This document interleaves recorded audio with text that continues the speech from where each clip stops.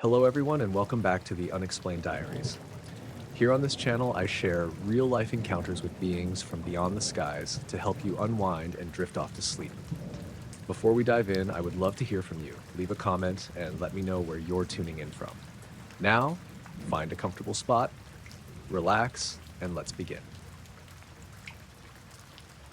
I was working overnights at a shipping yard just outside Port Hueneme, California, a few blocks from the coast.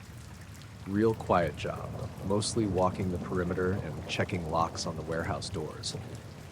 My shift ran from 10 p.m. to 6 a.m., and I usually had the place to myself after midnight. The other guard, Gus, clocked out around 11:30 most nights. After that, it was just me, the loading cranes, and a whole lot of empty asphalt. This happened in late November, or maybe 3 years ago. I remember because it was one of those weirdly warm nights for that time of year, mid-60s. Real still. No wind, but heavy fog, the kind that rolls in off the water and just sits there like wet cotton. Visibility was crap. I could barely see past the fence lines even with the floodlights on. I brought my flashlight like always, and I had one of those high-powered mag lights, the kind you can brain a raccoon with. It threw a good beam, even through fog, but it couldn't cut more than 30 feet ahead that night. Around 2:20 a.m., I was doing my second full walk-around. I'd just passed the north loading dock and was cutting across the back lot near the freight containers. I had my flashlight in my left hand and my radio clipped to my vest. No music, no podcasts. I like to keep my ears open out there. You'd be surprised how many raccoons try to sneak under the fence. I was maybe 30 yards from the south gate when I heard this humming. Not loud, not sharp, just a low, steady vibration, like the kind you feel more in your chest than your ears. It reminded me of standing too close to a big transformer or a diesel engine idling from a distance. But it wasn't coming from the ground. It was above me. Not high, either, just overhead, like 30, maybe 40 feet up. I stopped and tilted my head back, but I couldn't see anything through the fog. The yard lights were bouncing off the mist, giving everything that orange glow. I turned my flashlight up and scanned, and that's when I saw it. There was something up there, just sitting in the air. It wasn't a plane or a helicopter. It didn't move. No blinking lights, no rotor wash, no sound except that deep hum. I couldn't make out the shape at first. It looked like a dark spot in the fog, almost like an absence instead of a thing. But it was definitely there. And definitely not moving. Perfectly still. My first thought was maybe it was a drone, like one of those big ones the military uses, but it was too big. Way too big. Bigger than a van. Maybe the size of a bus, but I couldn't see the whole outline. Just that it was hovering, dead silent directly above the yard. I watched it for maybe 5 seconds. Could have been more. The hum was steady, not changing in pitch or volume. I didn't move, didn't even think to grab the radio. Then I did something stupid. I pointed the flashlight right at it. The beam cut through the fog like a searchlight. The second it hit whatever was up there, the hum stopped, just gone. And whatever I was looking at vanished, not flew off, not faded out, just disappeared, like flipping a switch. I stood there with the flashlight aimed at empty sky, blinking like an idiot. No hum, no motion, just quiet. I turned in a slow circle, scanning all directions. Nothing. Not a sound except for the distant waves hitting the docks and the hum of the yard lights. I tried the radio. I remember clicking it twice before I even said anything. Then I said something dumb like, base, this is Parker. Do we have anything airborne near the south lot? Total silence, of course. There was no base. I just panicked. I stayed out there for another 20 minutes, walking the perimeter again. I checked the fence lines, looked for anything. Burn marks, impact craters, whatever. Nothing. I even walked over to where I'd been standing when I saw it and aimed my flashlight back up. But the sky was empty, just fog and the halo from the floodlights. At some point, the humming came back. I was near the old fuel shed on the far end of the lot, crouched down tying my boot. It was about 3:10 a.m. I felt the vibration before I heard it. Same deep resonance, same stillness. I stood up slow and looked back toward the south gate. This time I didn't see anything. The hum was there, but whatever it wasn't directly overhead.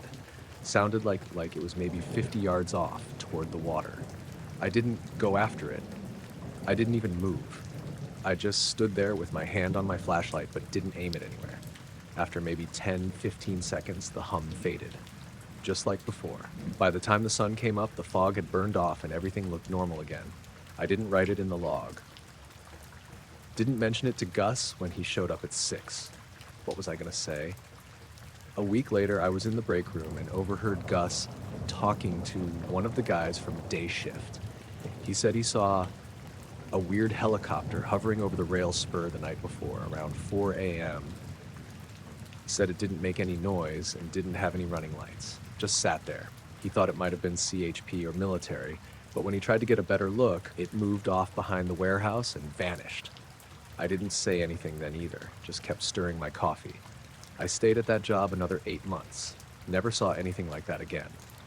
But I started carrying a body cam clipped to my vest, just in case. It never picked up anything unusual, but I always kept an extra set of batteries with me.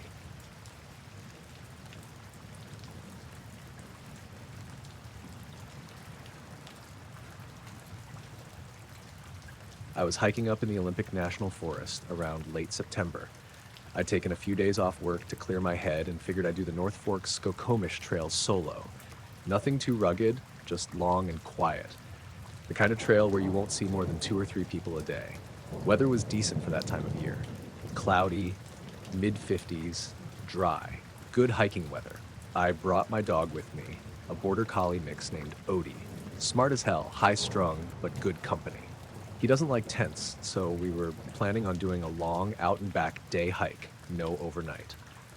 I packed light, water, some granola, first aid, emergency blanket. I'd done this trail before, so I wasn't expecting anything unusual. We started early, around 7 a.m. The trail was quiet, except for the usual creek sounds and birds.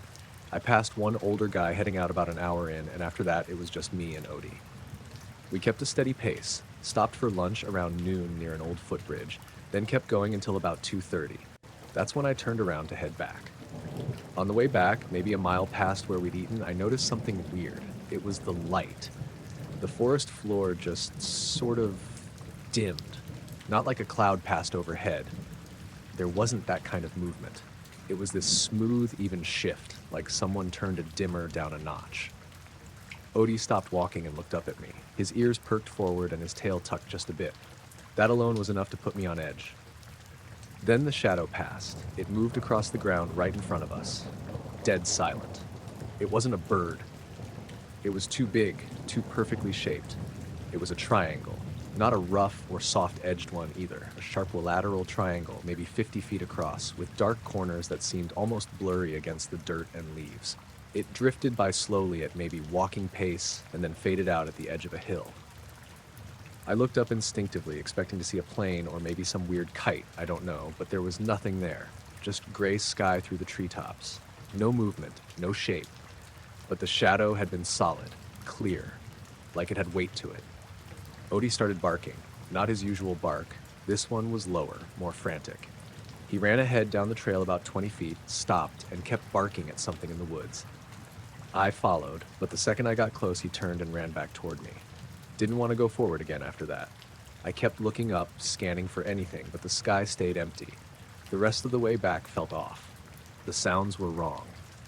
Usually you hear birds or squirrels or insects rustling, but everything was quiet, like dead silent. No wind, no movement. Just that kind of stillness that makes you feel like you're not supposed to be there. We made good time getting back, probably faster than we should have with how steep some of those switchbacks are. I only stopped once, around 5, near this big moss-covered boulder that sits by the trail. Odie wouldn't sit. He stood with his head low and eyes fixed on the ridge to our left. I didn't see anything, but I could feel something. That same sense of being watched you get when someone's standing behind you, even if they're not making a sound. The worst part came just before we reached the trailhead. There's a narrow section that runs through a patch of old growth with these massive fir trees and almost no underbrush. You can see pretty far through the trunks. As we came around a bend, I noticed something off to the right, maybe 40 yards out. At first I thought it was a tree stump. It wasn't moving, but it was the wrong color, kind of a matte black, like charcoal, but without any texture. It was shaped like a wedge, maybe 7 feet tall, and just standing there between 2 trees. too clean-edged to be natural. Odie saw it too. He froze and started growling low in his throat. I took a few steps toward it, just enough to shift my angle and try to get a better look. It was gone. Not like it moved or ducked. Just not there anymore. No sound, no leaves crunching, nothing. I stood there for a while, trying to make sense of it. I even walked into the trees where it had been, thinking maybe it was a shadow or trick of the light. But it was empty. Nothing but needles and roots. The trees there were spaced out enough that nothing that big could have hidden behind one without me seeing it leave. I didn't waste time after that. We booked it back to the parking lot. It was about 6:15 by the time we reached my truck. Odie jumped right into the back seat, which he never does. He usually sniffs around or waits for me to tell him. This time, he was done. When I turned the ignition, my phone lit up with 3 missed calls, all from the same number, unfamiliar area code. No voicemails. That by itself isn't too strange, but the call times were all within a minute of each other, and all between 2:44 and 2:45 p.m., which was about the time we saw that shadow. The drive back to town was uneventful, but I couldn't shake the feeling that I'd brought something with me. Not like a physical object, just a presence. Odie stared out the back window the whole way, not laying down once. At one point, maybe 20 minutes from home, he started whining softly, which he never does in the car. I got home around 8, let him out into the yard. He did his business fast and came right back to the door. Wouldn't go back out the rest of the night. I checked the sky before going to bed. No clouds, no aircraft, nothing unusual. But I kept waking up every hour or so, certain that someone was outside, not moving around, just standing there. I never saw anything. Just the porch light flickering once around 3 a.m. and then going back to normal. A week later, I went through the photos on my phone from that hike. I'd taken maybe a dozen shots of the trail and Odie near the river. All normal, except one. It's a photo of the forest floor near the footbridge, not long before we saw the shadow. In the top corner of the frame, just above the treetops, there's this faint shape, barely visible but triangular, perfectly shaped, blurred like it's behind a layer of glass. I don't remember taking it. There's no shadow on the ground in the image, no indication of anything being overhead, but it's there. And no matter how many times I look at it, I can't figure out how it got in the frame.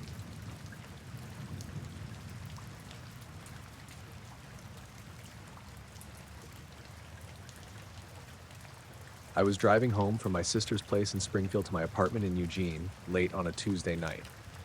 I'd made that drive easily a couple hundred times, straight shot down 126, 2 hours tops if traffic's light. I'd left around 11:45 p.m. after helping her rearrange furniture, so the roads were dead. Clear skies, no wind, temperature in the low 50s. I wasn't tired, just a little sore from lifting her ridiculously heavy sofa. I remember thinking I'd make it home just before 2 a.m., maybe grab a shower and crash. I've got a dash cam installed in my Subaru. Nothing fancy, just a cheap front-facing camera I bought off Amazon a year ago. It's hardwired, turns on with the ignition, records on a loop. I mostly got it because someone rear-ended me once and tried to blame me for backing up at a stoplight. Ever since, I've kept it running just out of habit. The drive was uneventful for the first hour. I passed through Mapleton around 12:50 a.m., then hit that long, winding stretch that cuts through the forest just west of Noti. That area always gets pitch black after midnight. No streetlights, barely any shoulder, just tree after tree and the occasional deer warning sign. I had music on low, cruise control set at 52, just coasting. Around 1:15 a.m., my radio cut out. It wasn't a big deal at first, just a bit of static, which happens sometimes out there with spotty reception. But the weird thing was, my Bluetooth didn't kick back in. Normally if FM drops, my phone takes over. This time it didn't. It just stayed silent. I reached over to check the screen and it was frozen. Still showed the song I'd been playing 20 minutes earlier. I pressed the power button, nothing. The volume knob didn't respond either, just stuck. That's when I noticed the silence. Not just the radio, but everything. No engine hum, no wind through the cracked window, nothing. I glanced at the speedometer, still doing 52, but it felt wrong. Like I was sliding instead of driving, like coasting downhill with no friction. Then the headlights dimmed, not flickered, dimmed. faint enough that the trees ahead looked washed out. The road didn't vanish, but it got harder to distinguish where the edge was. I tapped the high beams. No change. The weirdest part? I didn't feel scared. I just felt blank. Like I knew something was off, but couldn't quite react to it. I didn't slow down, didn't pull over. I just kept going. When I came out the other side near Veneta, everything went back to normal. The radio unfroze, music resumed mid-song, headlights looked fine again. I blinked and looked around. Streetlights were back, a few houses with porch lights on. I figured it was just a glitch, some power surge or interference or whatever. I got home at 2:03 a.m. Next morning, I remembered the radio thing and figured I'd check the dash cam. I pulled the micro SD and plugged it into my laptop. I do this every now and then just to clear out the memory and make sure it's still recording properly. The footage looked fine at first. Typical stuff, time-stamped, smooth resolution. I skimmed through the first hour. The roads, the towns, even the deer that ran across in front of me near Walton. All there. Then I hit a gap. There's a segment between 13341 that's just gone, not corrupted, not blank, just skipped. The file jumps from one clean frame to the next with no transition, like those 14 and a half minutes never happened. No stutter, no glitching, it just cuts forward. That stretch covers maybe 11 miles of road. I timed it later while retracing the route. It takes between 12 and 15 minutes to drive, depending on how fast you're going. I thought maybe the card had a bad sector. I ran disk utility, reformatted, tested with another video. It worked fine. I tried playing the footage back on another computer, same result. That gap's real.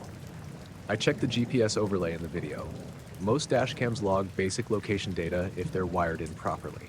Mine does. You can see my coordinates update every few seconds on screen, except in that missing section. The GPS data freezes at 44.0439 degrees N, 123.6550 degree W, somewhere past Horton Road, and doesn't update again until 13341 when I'm suddenly just east of Noti. Like the car jumped ahead without traveling the space between. I started to get this heavy feeling in my stomach.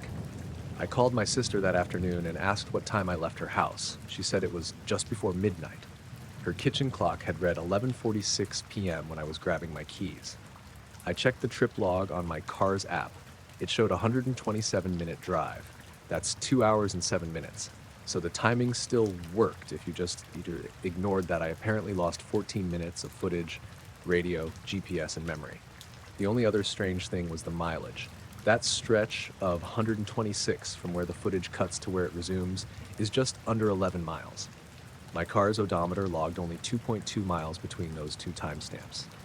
I drove that section again a few nights later. Same time of night, similar weather.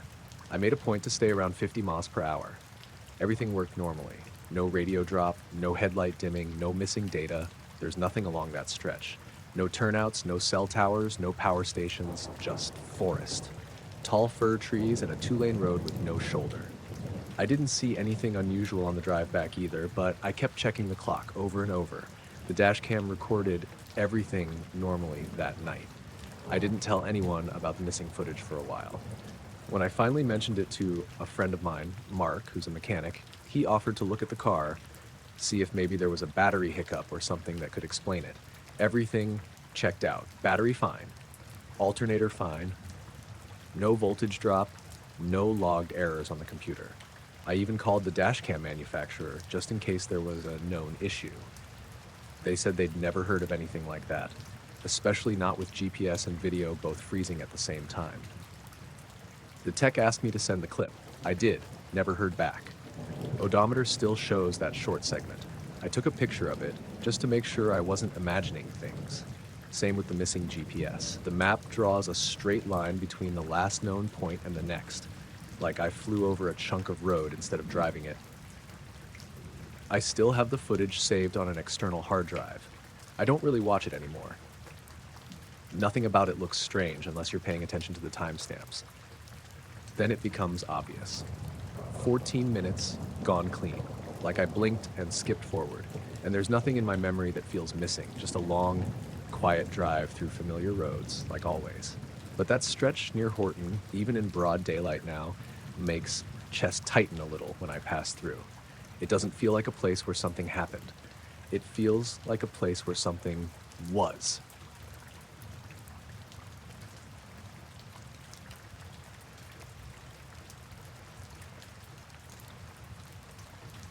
It started about 15 minutes after I left the diner in Hanksville. I'd been staying in an old camper trailer about 5 miles outside town, just off a dirt road that doesn't show up on most maps. Quiet place. No neighbors, no traffic, just the kind of silence you only get out there in the Utah desert. I drove into town that night to grab dinner and some coffee. Around 9:45 p.m., I started heading back. Sky was clear. Cool night, maybe 50 degrees. No wind. I'd taken the truck, an '03 Tacoma with about 200,000 miles on it, and I wasn't in a hurry. Cruising along at maybe 45. The road's narrow and a little washboarded in places, but it's straight for the most part. Nothing around but low scrub and open desert. You can see for miles in daylight, but at night it's just black, like driving through ink. About 2 miles from my turnoff, I noticed a light in my side mirror. Looked like a headlight, maybe a single motorcycle behind me. Except it wasn't bouncing like it should have been on that kind of road. Just a smooth, steady glow, like someone had mounted a flashlight to a camera dolly. I watched it for a while. It kept the same distance, maybe 200 feet behind me, and never gained or fell back. Didn't sway, didn't bob, just stayed dead even with my speed. At first, I figured it was some local out for a night ride, maybe using an aftermarket light bar. But the light was too white, almost bluish. No other colors, no glare, just one tight, solid beam. I tapped the brakes once to see if they'd slow down. Nothing. They matched me. I slowed to 35. So did they. I sped back up to 50. They followed. I leaned over and flipped off my dash light so I could see better out the rear window. Still just the one white light. No engine sound. I rolled down my window to listen. Nothing but the tires on gravel. About a mile from the trailer, I pulled over. Just eased onto the shoulder and stopped. The light didn't stop right away, but it slowed, then coasted to a stop behind me. Same distance as before. I sat there a second with the engine running and my hand on the shifter. I looked in the mirror. The light didn't move. It didn't flicker. Just sat there, still dead quiet. I opened the door and stepped out, left the engine running, headlights on, walked around to the back of the truck and stood there, facing it. The light wasn't attached to anything. No bike, no ATV, just the light itself, hovering maybe 6 feet off the ground. Perfectly still. It was the size of a grapefruit. No housing, no visible source, just a ball of white-blue light floating in midair. It didn't cast shadows either. My tailgate was lit up, but there were no sharp edges to the light, like it wasn't really illuminating anything, just glowing.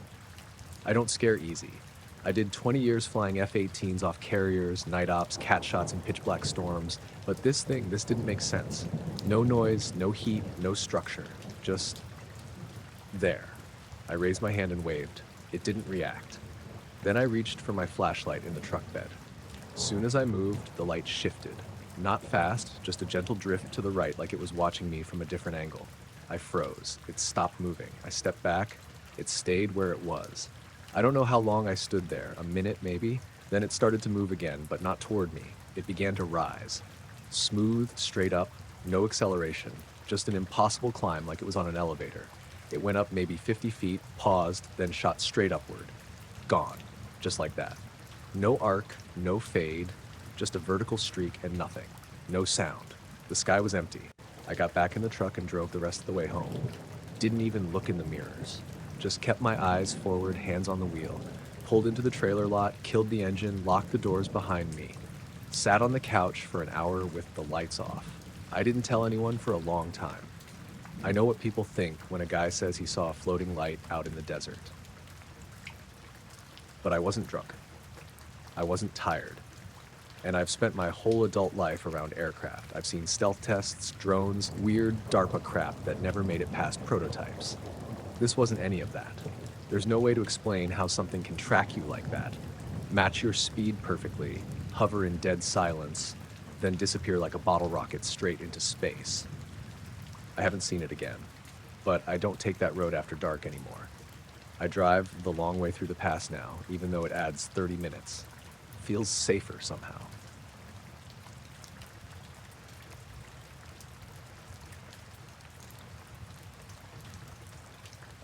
It started a little after 9:30 on a Thursday. I remember because I just put the kettle on and was about to do the dishes. I live in a small town called Elton's Fork, tucked between hills in northern Pennsylvania. Not much happens here. A gas station, a diner, a feed store. Maybe 400 people if you count the outskirts. The power went out without a sound, not even a flicker, just a clean snap from light to dark. I thought the breaker had tripped, but nothing buzzed or popped. Just instant black. I looked outside and saw it wasn't just my place. The porch lights across the street were out. The flashing sign above the liquor store, the street lamps, dead. But weirdly, the hilltop houses a mile up still had their porch lights on, like the edge of the outage stopped right there. I could see that clean line even in the dark, like half the hill was missing. I stood in the doorway for a minute, holding the kettle, listening. It was quiet, quieter than it should have been. No TV hum, no truck engines, even the usual insect buzz felt dimmer somehow, like sound itself had been muffled. I called the power company and got a pre-recorded message saying there were no reported outages in your area. That didn't make sense. I walked out to the curb and looked down Main Street, pitch black. A few folks were out on their porches looking around. That was the first moment I felt something was off beyond just a blackout. The air felt thick, almost still, like a storm was coming, but the sky was totally clear. I grabbed a flashlight and jacket and headed over to Curtis's place next door. He's retired, mid-60s, former fire marshal. Real level-headed guy. I figured if this was just a localized grid thing, he'd know. He met me on his front step, already holding a walkie. Said he'd tried to reach the volunteer station, but was only getting static. His scanner was dead too, even with fresh batteries. That raised an eyebrow. He told me his brother, who lives up on Saddle Road outside town, had texted a few minutes ago, said they still had power. Full bars.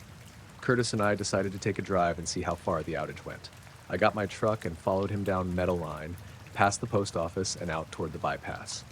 The moment we hit the intersection at Bricker Lane, the dashboard lights flickered once, just for half a second, and then everything stabilized. But it was enough to make me stop. Up ahead, the lights were back on.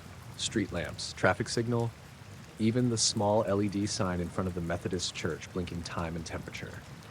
We pulled over and talked through our windows. It looked like the outage was a perfect circle. About a mile across, centered right over the town center.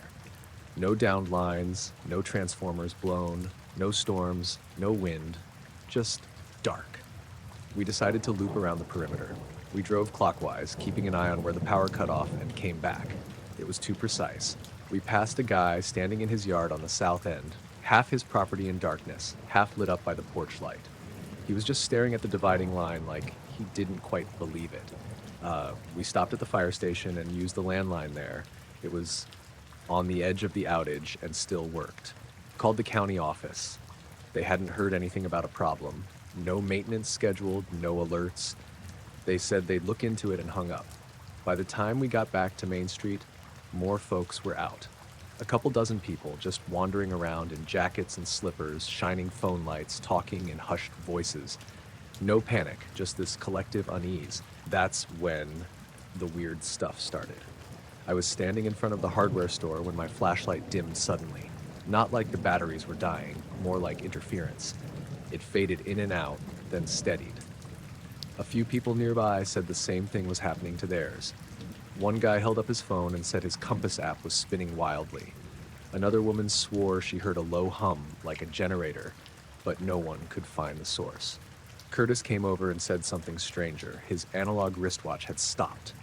He showed it to me, frozen at 9:47. He tapped it a few times and it started ticking again.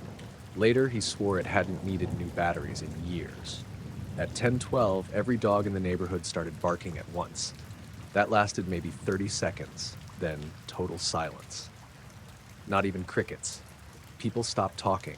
It felt like we were waiting for something to happen, but nothing did. We noticed the cloud then. There weren't any actual clouds in the sky, but there was this shape. I don't know how else to put it. An absence. Like a piece of the sky was slightly darker, moving slowly from west to east. You couldn't really see it unless you weren't looking straight at it. Peripheral vision caught it better. Just this shifting blur high above us, blotting stars in its path. It didn't make a sound, not even wind. A few of us followed it on foot for a while, then out toward the edge of the dark zone. But once we crossed back into the powered area, it was like it wasn't there anymore. The sky looked totally normal. I turned back, stepped over that invisible line, and the flashlight dimmed again. It wasn't my imagination. The thing passed out of view by around 10:30. The dogs barked again, shorter this time, and then went quiet for good. No one knew what to do. It was too quiet to feel like a normal night. At 11:02 exactly, the lights came back on, all at once, not in stages. Phones pinged, porch lights flicked back. Even the soda machine outside the grocery store started humming again. We waited around another hour. Nobody saw anything else. Folks drifted back inside. I walked home, checked the power panel, everything normal. Clock on the microwave was blinking, but otherwise fine. Wrote the time down, made a note about what I'd seen, just to make sure I wasn't misremembering. Next morning, I called the power company again. They said no outage had been logged for Elton's Fork. No system issues, no downed lines, nothing at all in the area. I asked Curtis a few days later if anyone higher up had looked into it. He just shook his head, said the whole thing had been logged as anomalous but non-critical. That was 2 years ago. Far as I know, it's never happened again.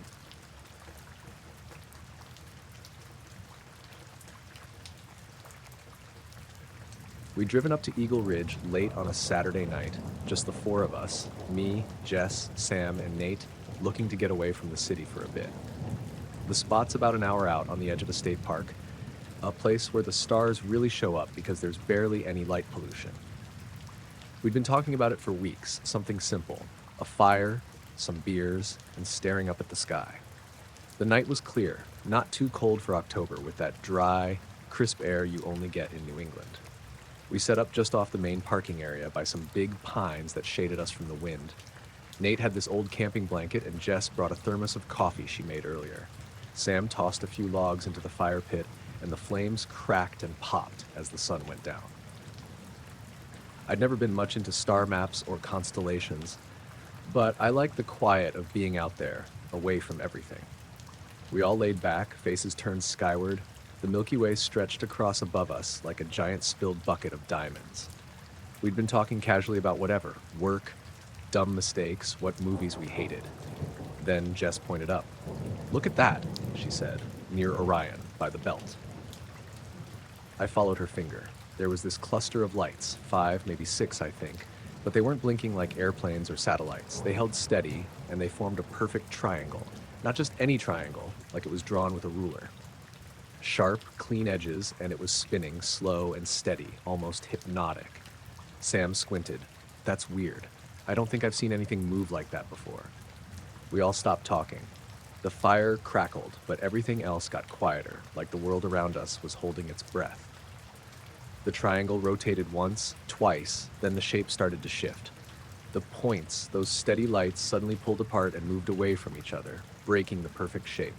The cluster exploded into individual dots of light, and then each light shot off in different directions. Fast, like nothing I'd ever seen. They weren't planes, not satellites. Those lights moved too quickly, changing course in ways that defied physics. One darted straight up, then did a sharp zigzag. Another dropped down low, disappearing behind the trees in seconds. The rest scattered like fireflies, then all were gone. The whole thing lasted maybe 30 seconds. For a minute, nobody said a word. We just stared at the empty sky, trying to process it. "I'm telling you, that was not normal," Nate finally said, voice low. Jess nodded, her face pale in the firelight. "I'm not joking when I say I felt like something was watching us, like the lights were. Aware." Sam lit another log, trying to shake the tension, but I could tell we were all on edge. We kept looking around the tree line and the dark woods, half expecting to see something moving, but nothing was there. Then the strangest thing happened. Our phones, every single one, lost signal. No service bars, no calls, no texts. We joked it was the usual in the middle of nowhere, but I checked the GPS app and the little arrow showing our location was frozen in place, like the phone itself had lost its sense of direction. I rebooted mine twice, but nothing changed. Jess frowned. "I swear it's like this spot is off the grid or something." I glanced over at the trees. The shadows looked deeper than before, almost solid. The usual sounds, the wind through branches, distant animals were gone, or maybe just muffled. The fire was burning low now, but I swear I could hear this faint hum, almost like a distant engine, except it wasn't mechanical. More like a vibration under your skin. We decided to pack up early, nerves getting to us. Nate grabbed the flashlight, and we stuck close, hiking back down the trail toward the parking lot. The woods felt different. Too quiet, the path too dark despite the moon. Halfway down, I stopped. Something felt off. I looked back the way we came, toward the clearing where we'd been sitting, and for a second I thought I saw a faint glow, like a pale light hovering just above the trees. I blinked, and it was gone. "Did you guys see that?" I asked. "See what?" Sam said, but he was already looking around too. "Nothing," I told them, but I wasn't sure. The hairs on my neck stood up. When we reached the parking lot, the cars looked normal, nothing out of place. I unlocked my car and sat down behind the wheel, trying to calm my racing heart. Then Jess's phone buzzed. She pulled it out, one new text message from an unknown number. No words, just 3 white dots. The typing indicator, like someone was writing a message but never sent anything. No reply came. We all sat there, staring at the phones, feeling like something had just brushed past us and left a mark we couldn't explain. The drive back into town was quiet. We didn't say much. The night felt heavy, like something was lingering just out of sight. At home later, I kept checking my phone. The signal slowly came back, but the message was gone. No trace. I've told a few people, but nobody seems to believe me. Maybe it was just a trick of the light, or a cluster of drones, or some weird atmospheric thing. I don't know. But sometimes, when I'm outside late and the sky is clear, I find myself looking for that triangle again. And I wonder what those lights really were, and what it meant that they were watching us.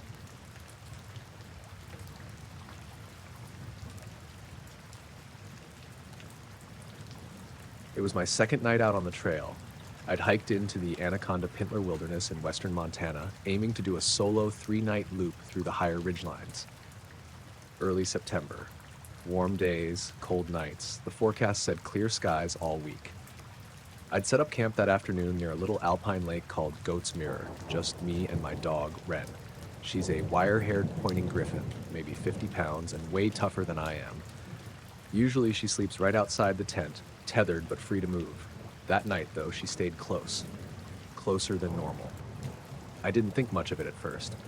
I'd cooked up some lentils and rice on the little stove, fed her, and we sat on a flat rock above the lake while the sun dipped behind the ridge.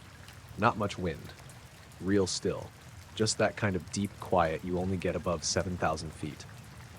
Wren kept turning her head like she was hearing something off in the trees, but nothing ever came of it. I figured it was deer, or maybe a porcupine. She never barked, just kept glancing over her shoulder while she licked her paws. When it got too cold to sit out, I crawled into the tent with a book and zipped her in with me. She's not usually a fan of that, gets too warm and restless, but that night she didn't whine or scratch to be let out, just curled up against my hip and didn't move much. Around 1 in the morning, I woke up needing to pee, full bladder, no chance of sleeping through it. The moon wasn't out yet, but the stars were nuts, bright enough to see my own shadow on the ground. I unzipped the tent and stepped out in socks and long underwear, careful not to wake her. That's when I noticed how quiet it was. No wind, no water sounds. The lake was dead flat. I remember thinking it was weird not to hear even a bug. That high up, you usually get at least the occasional cricket or distant owl. I walked a few steps from the tent, did my business behind a boulder, and was about to go back in when I looked up. The stars were incredible. Honestly, that part made me pause. The Milky Way was so dense it looked painted on. I remember thinking how small I felt. Corny as hell, I know, but I stood there longer than I meant to, just staring up. Then something caught my eye. A small patch of stars, just maybe 5 or 6, blinked out. Not like clouds covering them, just gone. Like someone had put a sheet of black paper over them. It was subtle at first. I thought maybe I'd blinked or moved my head. I focused on that area again. A minute later, 2 more stars vanished, just below where the others had been. I stood dead still, staring. Wren came out of the tent then, didn't make a sound, just eased past the flap and sat beside me. Her ears were up, nose twitching. Another patch of stars disappeared. A bigger one this time. Maybe a dozen, in a sort of arc. It wasn't a cloud. The sky was perfectly clear and there was no haze or light pollution. Whatever it was blocking the stars cleanly. No fading, no shimmer. I don't know how to explain this part, but I felt like something massive was up there. Not making noise, not lit up, just moving, slow and deliberate. You couldn't see the thing itself, only what it covered. I knelt down next to Ren. She didn't growl, didn't bark, just sat there, eyes wide, staring straight up with me. I watched the sky for what felt like 20 minutes, maybe more. Stars kept disappearing, always in that same downward drift, like something was slowly sinking toward us. At one point I thought I saw the edge of it, a faint outline against the stars. Not a shape I could describe, but more like a curve, a slight, impossible arc where stars used to be. It wasn't lit, it wasn't reflecting anything, just this subtle absence. My chest felt tight, not like a panic attack, but like pressure, like the air was denser. Ren leaned into my leg a little. Her tail was curled under. Then, just as slowly, the stars started coming back, in reverse, the exact same order. First one, then a few, then more. Like whatever it was had backed away. No sound, no lights. Just this creeping feeling that something had changed. Once the sky looked normal again, I stayed out there another 10-15 minutes, half expecting it to return. Ren stayed right next to me the whole time. I eventually got back in the tent, but I didn't sleep much. Every time I started to drift off, I imagined that black curve above me blocking the sky. At sunrise, I packed up early. We skipped breakfast and were on the trail by 7. I didn't want to hang around that lake. We hiked hard that day, 15 miles instead of the planned 10. Camped lower, closer to the trailhead. The sky was cloudy that night. I didn't look up once.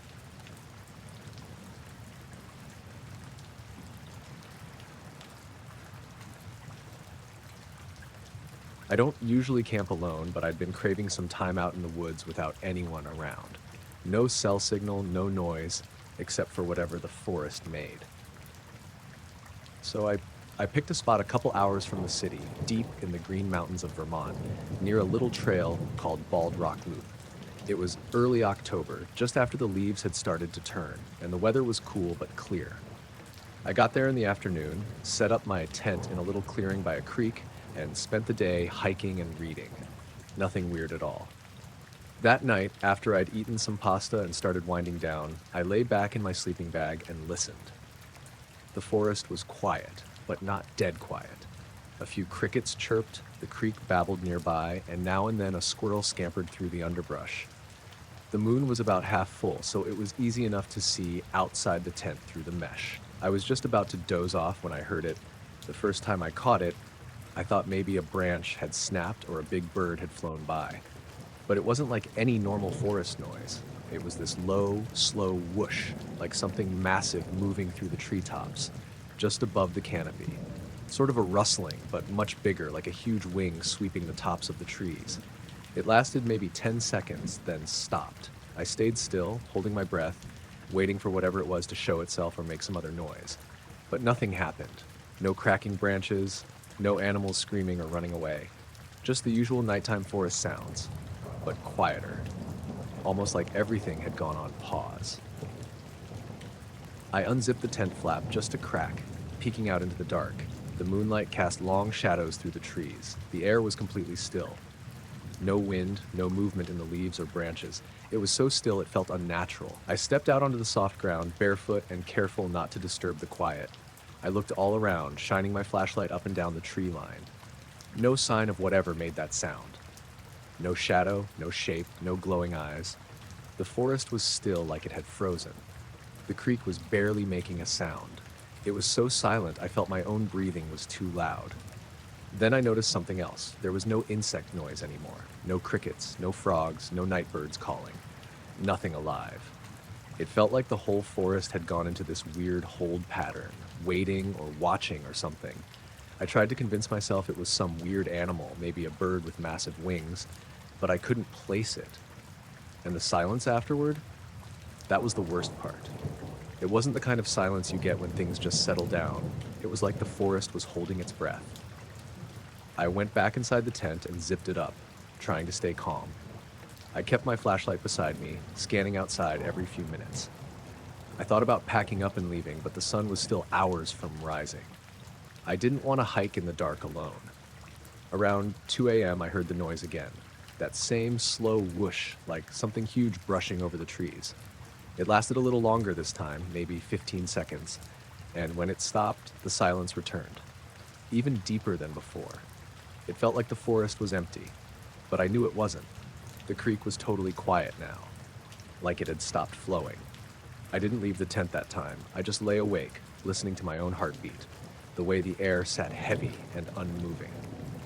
Eventually, the first birds started to sing around 4:30 a.m.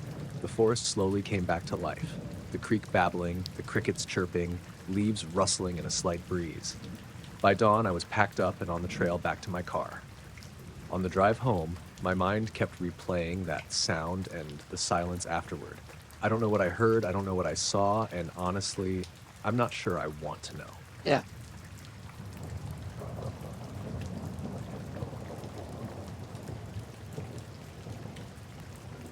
I was out in the Blue Ridge Mountains for a week, doing some field work on salamander populations. The place I was camped, Deep Creek Valley, isn't exactly tourist central. It's pretty remote, with thick forests and a few winding dirt roads. I had my gear set up by a small stream, lots of moisture, perfect for the species I was studying. It was early October, so the days were still warm, but the nights were already getting cold. I liked being out there alone. It was quiet in a way that feels like something's missing, if that makes sense. No cars, no planes, just the occasional bird or rustle from small animals. At night, I'd usually sit by the fire, writing notes or reading. On the third day, I started noticing this strange low hum. It was subtle at first, almost like the distant drone of a machine, but nothing mechanical was nearby. At first, I thought maybe it was a generator from some far-off campsite, but this place doesn't get much traffic. I asked the ranger when I stopped in for supplies, and he just shrugged, said it was probably wind or an animal. The sound didn't feel right, though. It wasn't the usual nature noise. It was steady, continuous, and weirdly deep. Almost felt like it vibrated through the ground. At times, I'd catch myself stopping what I was doing just to listen. It was barely noticeable, unless I was really still. I started trying to record it with my equipment. Field microphones and a portable recorder I'd brought for ambient sounds. Every time I got it going, the instruments acted up. The levels would spike or cut out, the recordings came back full of static, or the devices would just freeze completely. It was like the hum interfered with the gear somehow. One evening, after setting up the mics around my camp, I sat with my lapped headphones, hoping to catch the hum properly. For about 10 minutes, I heard it faintly, this constant low drone beneath everything else. Then, just as I hit record, it stopped. Completely. Like someone had turned it off. I sat there for a few minutes, headphones on, but all I could hear was the normal night sounds, the crickets, the occasional splash from the creek. I looked around, half expecting to see something out of place, but nothing. The next day, I decided to check my instruments thoroughly. No faults or issues that could explain the weird behavior. Everything worked fine in the morning. That night, the hum came back. Louder this time, but still low and steady. I remember sitting outside, wrapped in a jacket, watching the stars through the treetops. The hum seemed to fill the whole valley. But whenever I tried to get close, like walking toward the source, it got quieter, then disappeared entirely if I stopped moving. There was this odd sensation, too. Like the valley itself was holding its breath, or maybe it was me. It wasn't frightening exactly, more like the feeling you get when you realize something is just off, but you can't figure out why. At one point, I thought I saw a shadow move through the trees. Not a deer or bird, just a dark shape sliding silently between trunks. I called out softly, but got no reply. When I looked again, it was gone.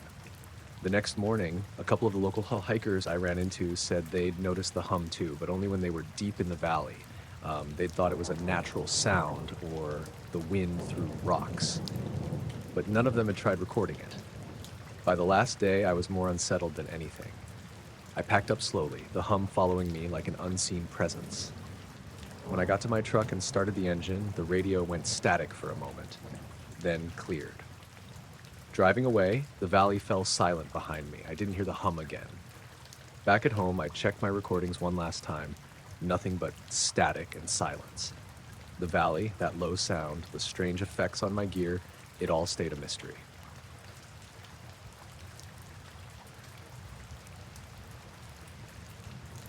I was hiking alone in the southern Cascades during early October, the kind of day that starts clear and cold but softens into a damp, foggy afternoon. My dog, a mutt I'd named Huck, was with me. He's usually full of energy, sniffing around every tree and rock. That day, though, he got quiet, which I didn't notice at first. We'd been following a rough trail up through the forest, moving slowly because the fog was rolling in thicker than I expected.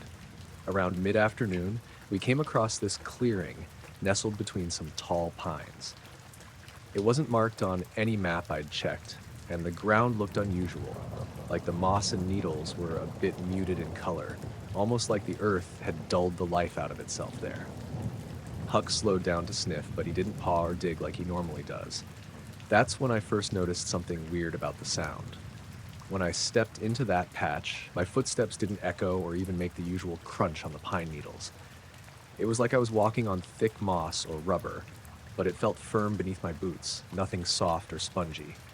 I called Huck's name, but my voice sounded off, distant and hollow, like I was hearing it through a wall or underwater. I crouched down and called again, clearer this time, but even then it didn't bounce back like normal. Huck was maybe 10 feet away, looking at me but not responding. I whistled, a sharp, clear whistle I'd used to train him. The sound was muted, almost swallowed up. Huck tilted his head, confused, but he didn't come over. Instead, he just stood still, staring at me like something was wrong. I started to feel uneasy. I stepped back to the edge of the clearing, and as soon as I did, the sound snapped back to normal. My footsteps made the usual crunch, and my voice wasn't distant anymore. Huck immediately trotted over and wagged his tail like nothing was up. I glanced back at the clearing, and the fog was thicker there now, swirling in slow curls that seemed heavier than the rest of the mist in the forest. I wanted to check it out more, but my gut was telling me to keep moving. Still, curiosity got the better of me. I took a couple more steps back in, and the sound warped again. My voice became distant, the footsteps deadened. Even the rustling of leaves and the creak of branches around me felt muted, like everything was underwater or trapped inside a box. I pulled out my phone to record some audio, thinking maybe it was just a weird acoustic thing. The mic registered normal ambient noise when I was outside the patch, but inside it the recording dropped out, cutting to near silence. It was like my phone couldn't pick up the sounds at all. I kept trying to talk into the phone, but the playback was strange. A low, distorted hum, almost like static, overlaid with muffled words I couldn't clearly make out. The whole thing was unsettling, and Huck was still acting weird. He didn't bark or move much, just kept sniffing around the edges of the clearing, tense. I stepped out and looked around for any natural explanation. Maybe a hidden cave or water source? Nothing. No birds, no bugs, no animals at all in that clearing or nearby. Even the usual forest noises were gone. I packed up and started hiking back the way we came, but the feeling of being watched didn't leave. Huck kept glancing back toward the clearing, his ears pricked and his tail low. It was after we were back on the main trail, well clear of the clearing, that I noticed the strange smell, like ozone or burnt metal, lingering in the air. Huck stopped suddenly and growled softly, looking past me into the trees. I turned, but saw nothing. When I looked back, the smell was gone. I didn't tell anyone about it at first because it sounded ridiculous. But I kept thinking about that patch, the way sound just stopped working right, how Huck acted like he didn't want to be near it, and that weird metallic smell afterward. Since then, I've avoided hiking that part of the forest, and I don't know if I'll ever go back. It doesn't make sense, and I can't explain it. Sometimes I wonder if I even want to.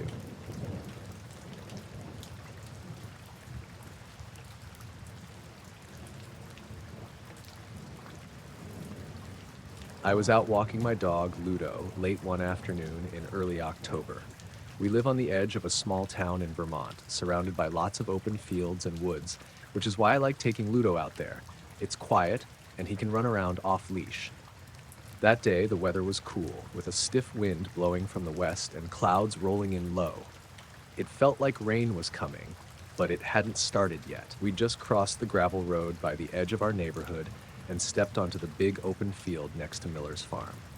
Normally, Ludo loves this spot. He's a border collie mix, pretty energetic, and he likes to chase after rabbits and whatever else he can find. But that afternoon, something was different. The moment we got near the field, he stopped, ears flat, and didn't want to go in. At first, I thought maybe he smelled something weird or a coyote was nearby. I called him over, but Ludo wouldn't budge. He kept staring into the field, low growl coming from his throat, tail stiff and slightly raised like he was on high alert. I figured maybe he was being protective or just anxious from the wind, but the way he was watching that empty field felt off. I started walking toward the field, thinking if I could just get him inside the open space for a few minutes, he'd calm down. But as I stepped closer, he suddenly bolted backwards, barking, loud and sharp like I'd never heard before. The weirdest part was that when he barked, nothing moved or made a sound in return. No animals ran off, no birds took flight. It was like he was barking at something I couldn't see or hear. I got a little annoyed and told him, "Ludo, come on, it's just a field." But he wouldn't stop barking, eyes fixed on one spot maybe 30 feet ahead, right where the grass dipped into a shallow ditch. I knelt down and looked carefully, expecting to see some kind of an animal hiding, maybe a fox or a stray dog. There was nothing, just dry grass and some fallen leaves swirling in the breeze. I stood up and he kept barking for a long time, like for almost an hour. I didn't want to push him, but I also didn't want to just stand there and wait for no reason. I started pacing a bit, watching his body language. He was tense, but he wasn't growling anymore, just that nonstop barking as if trying to warn me about something. Then the sky started to darken, and the wind picked up harder. A few drops of rain hit my face, and I thought we should head back. I grabbed Ludo's collar to leash him, but he snapped at my hand, something he's never done before. That's when I got really uneasy. I'd never seen him act aggressive, especially toward me. I tried to calm him with a soft voice, but he just turned and backed away into the edge of the trees bordering the field, still barking at nothing. I followed him slowly, and after a few minutes, he stopped barking. Instead, he just stared, unmoving, eyes locked on the same spot. I crouched beside him, and that's when I noticed it. The air felt different.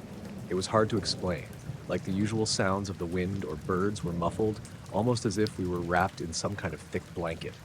The rustling of the leaves was oddly faint, and even the smell of damp earth seemed dulled.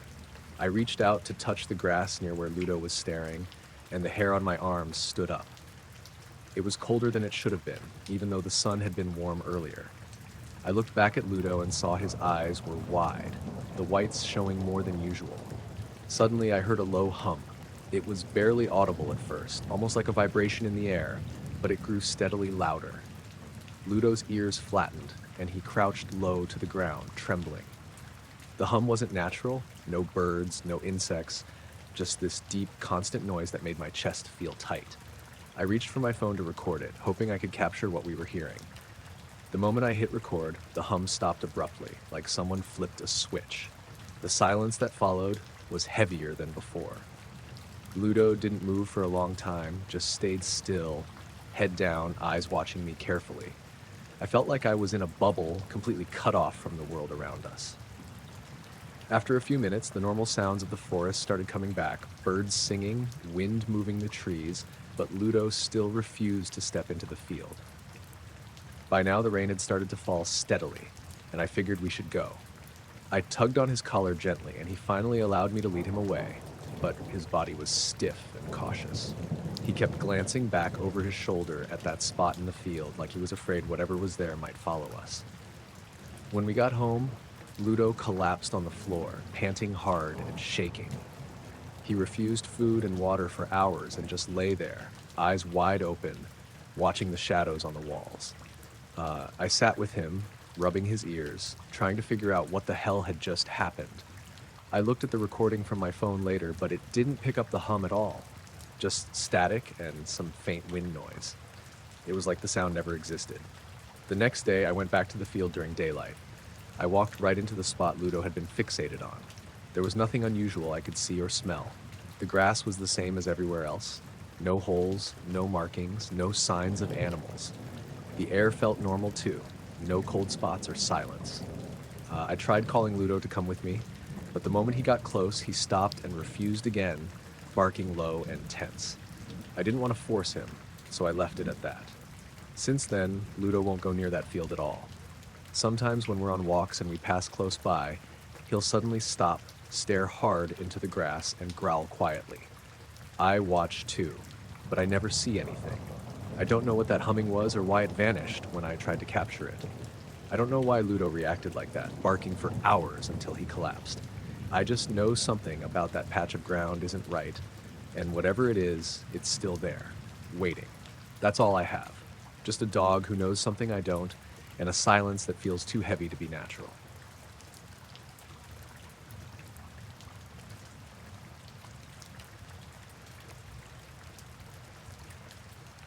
I was out camping with a couple of friends, Jared and Mia, at this spot we found just outside of Bend, Oregon. It was early September, and the weather was that perfect kind of cool but not cold. Clear skies all night. We picked a clearing just off a forest road, set up our tents, and built a fire. I brought along my dog, a quiet little terrier mix named Nell, who usually kept close but was happy to explore the edges of the trees. After dinner, Jared pulled out a couple of beers, and Mia had her guitar. We sat around the fire, talking and laughing, just winding down after a long day of hiking. The fire was low by the time we all fell silent, staring up at the stars. I've always liked stargazing. Something about how vast and still the night sky is makes you feel small but calm. That's when I first noticed it. It was subtle at first. I mean, you expect stars to twinkle, right? But this was different, like the stars above our tent, just a small patch of sky, started to ripple. Not with wind or anything, but almost like heat waves shimmering above pavement on a hot day. The air looked like it was bending or warping there. I blinked and looked again. Jared noticed it too. He nudged Mia and said, "Hey, are you seeing this?" She nodded, eyes wide but quiet. The weird thing was how still everything else was.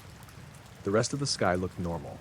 Just that patch, maybe about 20 or 30 degrees across, right over where our tents were pitched. I wanted to say something funny to break the weirdness, but honestly, none of us said much for a while. Nell was sitting by my feet, calm, but I caught her ears twitching, like she was listening for something I couldn't hear. We stayed quiet, watching. The ripples moved slowly, shifting across that section of sky like a gentle wave in water. The stars inside it didn't disappear or get blurry, but their light kind of bent and stretched, like someone had smudged a little glass over them. After a few minutes, the ripples seemed to grow wider, spreading out but still contained. Then, just as slowly, the whole effect faded, like a heat wave cooling off.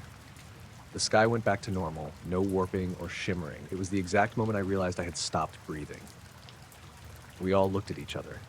Jared was the first to speak. "What the hell was that?" I said I didn't know. Mia suggested it might be some kind of weird atmospheric thing, but none of us could explain why it was just over our tent and nowhere else. We tried to shake it off and focus on the fire, but the night felt off after that. The woods around us seemed quieter than usual. No crickets or owls, just silence. Nell stayed close, her nose twitching like she was on edge. Later, I got up to pee and walked a little way from the camp. The forest was dark, almost too dark, and I kept hearing little snapping sounds from twigs or leaves. But when I turned to look, there was nothing. The moon was behind clouds now, so it was harder to see. I felt watched, but couldn't find anything. Back at camp, Jared was fiddling with his phone, trying to get a signal to check the weather or something. The screen flickered weirdly, going black and then back on. He swore it hadn't done that before. Mia said her flashlight was acting strange too, flickering like it was about to die even though the batteries were fresh. We joked it was the forest messing with our electronics. Eventually, we all got into our tents, but none of us really slept. The silence, that shimmer in the sky, and the strange quiet in the woods kept me wired. Before dawn, I woke up and looked outside. The air was cold and heavy. The clearing was filled with a faint mist, but something else was there. Small points of light drifting through the trees. Not fireflies. These were too steady, too bright, like little lanterns floating just above the ground. I woke Mia and Jared quietly. They saw them too. The lights moved slowly between the trees. No sound, no flash, just drifting. Then they blinked out one by one. We packed up fast after that and left without much talking. On the drive home, I kept watching the sky, half expecting the ripples to come back, but the stars were just stars again. I still can't say what we saw that night. It wasn't anything I've read about or heard from other campers, just a patch of sky that wasn't quite right, and those lights in the trees before dawn. Nell hasn't been the same since either. She's quieter, more watchful on walks, like she remembers something we don't. That's it. That's what happened.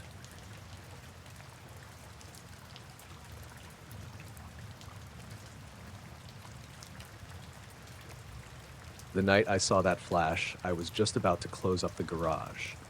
I live in this older house on the edge of town, kind of a quiet place with a big backyard and a couple of tall trees near the fence. My name's Eli, I'm 17, and normally nothing weird happens around here. At least, not until that night. I was putting some tools away by the back window, the one that faces the yard and the street beyond it. It's an old, slightly foggy pane, so you can kind of see yourself in it if it's dark inside and there's light outside. I didn't think much of it as I worked. Then, right when I wiped my hands on my jeans, there was this weird flash of light outside. It wasn't like lightning or a car passing by, it was sharper, like a camera flash, but way brighter. It filled the whole backyard for a second. I swear it had a faint hum with it, kind of low, almost like static, but I'm not sure if that was just in my head. After the flash, I glanced at the window reflexively. My reflection was there, but something was off. For about 2 or 3 seconds, my reflection didn't quite match what I was doing. When I lifted my hand to push the garage door closed, the reflection's hand stayed still for a moment, then caught up a little late, like it was lagging behind me. I blinked, shook my head, and looked again. This time, the reflection moved normally, perfectly synced like any other time. It freaked me out, but I figured it was just a trick of the light, or maybe my eyes playing games after the flash. I stood still and stared at the window for a while, waiting to see if it would happen again, but it didn't. I went inside the house and told my mom about the flash and the weird reflection, but she just laughed it off and said I was probably tired or imagining things. The next day, I kept thinking about it, and I noticed something else strange. My phone's clock seemed to freeze for a few seconds around the same time the flash happened. It was like it jumped forward suddenly after being stuck at 11:43, 7 p.m.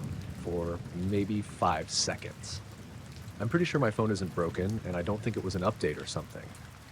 That night, I decided to stay up and watch the window, just to see if anything else weird would happen. I sat on the floor of the garage, eyes glued to the glass, waiting. Nothing happened for a long time. Then, right around 11:43 again, the flash came back. Less bright this time, but still there. And the same lag in my reflection's movement, just a couple of seconds, as if there was a delay between me and what I saw in the glass. I started to get really uneasy, like I was watching something I wasn't supposed to. It felt like I was out of sync with the world outside that window, and I didn't know why. Over the next few days, I kept checking the window at night. The flash happened almost every night at exactly 11:43 p.m. sharp. Each time, my reflection would lag behind me, not matching for a few seconds. Sometimes it would blink too slowly or smile just a little later than I did. One night I tried to move really fast in front of the window, like waving my arms and jumping, and the reflection hesitated, then copied me clumsily, almost like watching a bad video buffering. I showed my younger sister Marin, hoping she'd see it too, but she said the reflection looked normal to her. I asked if I was just imagining it, and she shrugged. That made me doubt myself even more. I started feeling this weird pressure whenever I was near the window after 11:40 p.m., like something was watching or waiting for me. I'd catch glimpses of shapes in the backyard during the flash. Never anything clear, just shadows that didn't quite belong. They never moved like animals or people, just kind of drifted. One evening I went outside to check, thinking maybe the streetlight or a neighbor's porch light was messing with the glass. The yard was dark and the street was quiet. I looked up at the trees, but didn't see anything. That's when I noticed the neighbor's window light was off, even though their car was in the driveway like they were home. For a moment, I thought I saw a figure standing behind their curtains, just barely visible. When I blinked, it was gone. I walked back inside quickly, locking the door behind me. The feeling of being watched didn't leave, though. The weirdest part was the way time seemed to stretch during those moments. When the flash happened and the reflection got out of sync, my phone clock would freeze again, or sometimes jump ahead minutes in a blink. It was like the world was glitching for a moment, and I was stuck in between. I told my history teacher about it once, joking that maybe I was seeing a parallel universe or something, but he just said I was probably tired from school and the stress of college apps. One night, I stayed by the window until almost midnight, watching the reflection carefully. The flash didn't come, but the reflection suddenly froze while I was moving. My heart jumped. Then the glass fogged up from inside like someone had breathed on it, but I was alone in the garage and it was cool out. I wiped the glass with my sleeve and the fog disappeared. The reflection caught up to me again and moved normally. That was when I decided to stop watching so closely. It was messing with my head and I started having trouble sleeping. After about a week, the flashes stopped. The reflection stayed perfectly normal. My phone clock no longer froze, but I still can't explain what I saw. Sometimes, when I pass by that window in the dark, I catch a flicker in the glass, just out of sync with my steps. Not enough to be sure, but enough to make me pause. I don't know if it was some kind of electrical interference, a weird reflection caused by the foggy glass, or something else entirely. I never told anyone else because it sounds crazy, but every time I look at that window, I remember the feeling of seeing myself a little too late, like I was watching someone else's reflection. And that's the part I can't shake.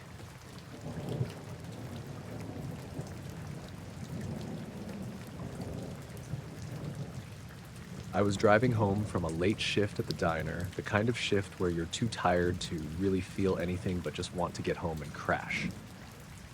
It was about 1:30 in the morning, the sky was clear, and the road stretched out straight and empty for miles. Highway 79, somewhere between Prescott and Jerome, Arizona. The desert was quiet, except for the hum of my old Honda's engine and the faint crackle of a radio station that barely stayed tuned in. I'd been driving for maybe 20 minutes past the last town when I saw the headlights far behind me.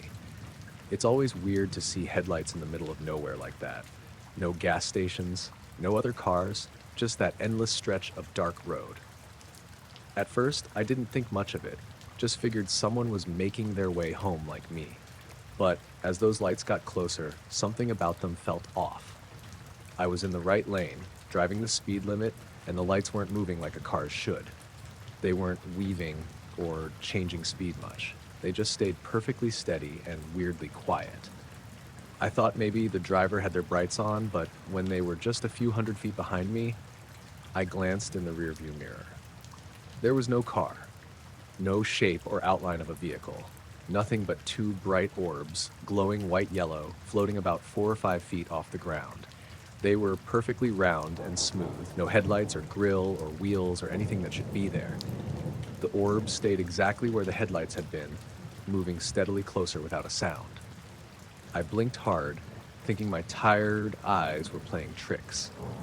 Maybe some kind of reflection or light effect from the moon or a roadside sign, but there was nothing else on the highway. No signs, no other lights, nothing that could cause that. I slowed down, and the orbs slowed too, keeping the same distance behind me. The closer they got, the more I noticed how pure the light was, almost like the orbs themselves were glowing, not reflecting.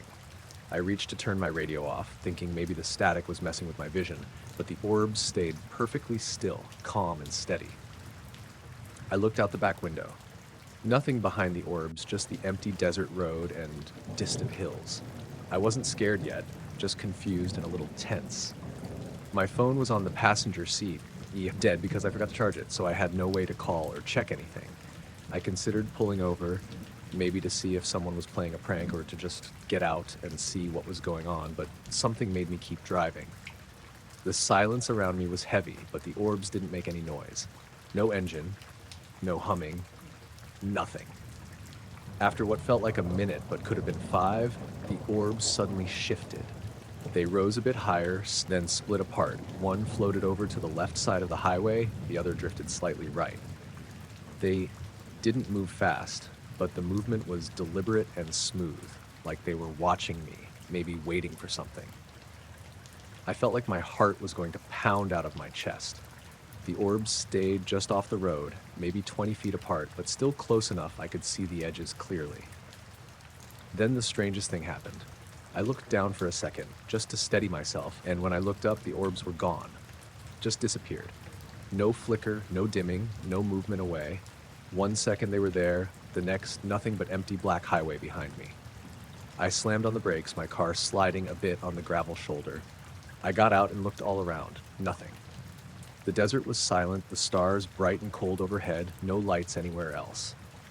I stayed out there for maybe 10 minutes, eyes scanning the horizon, but there was no sign of the orbs or anything else unusual. I got back in the car and started driving again, slower this time, eyes flicking to the rearview mirror every few seconds. The road was still empty and nothing followed. When I got home, I told my roommate, Carly, who just laughed and said I was probably seeing things from working too many late nights. But I swear, I never saw anything like that before or since. The weirdest part is that the orbs didn't behave like a car or anything mechanical. They didn't change speed or flash, they just hovered quietly, perfectly steady, like they were there to watch, not to rush somewhere. And when they vanished, it wasn't like a car driving off or turning a corner. It was like they were never there. I keep thinking maybe there was a logical explanation, a trick of the light, a drone, something, but nothing fits right. Still, I don't drive that stretch of highway late at night anymore.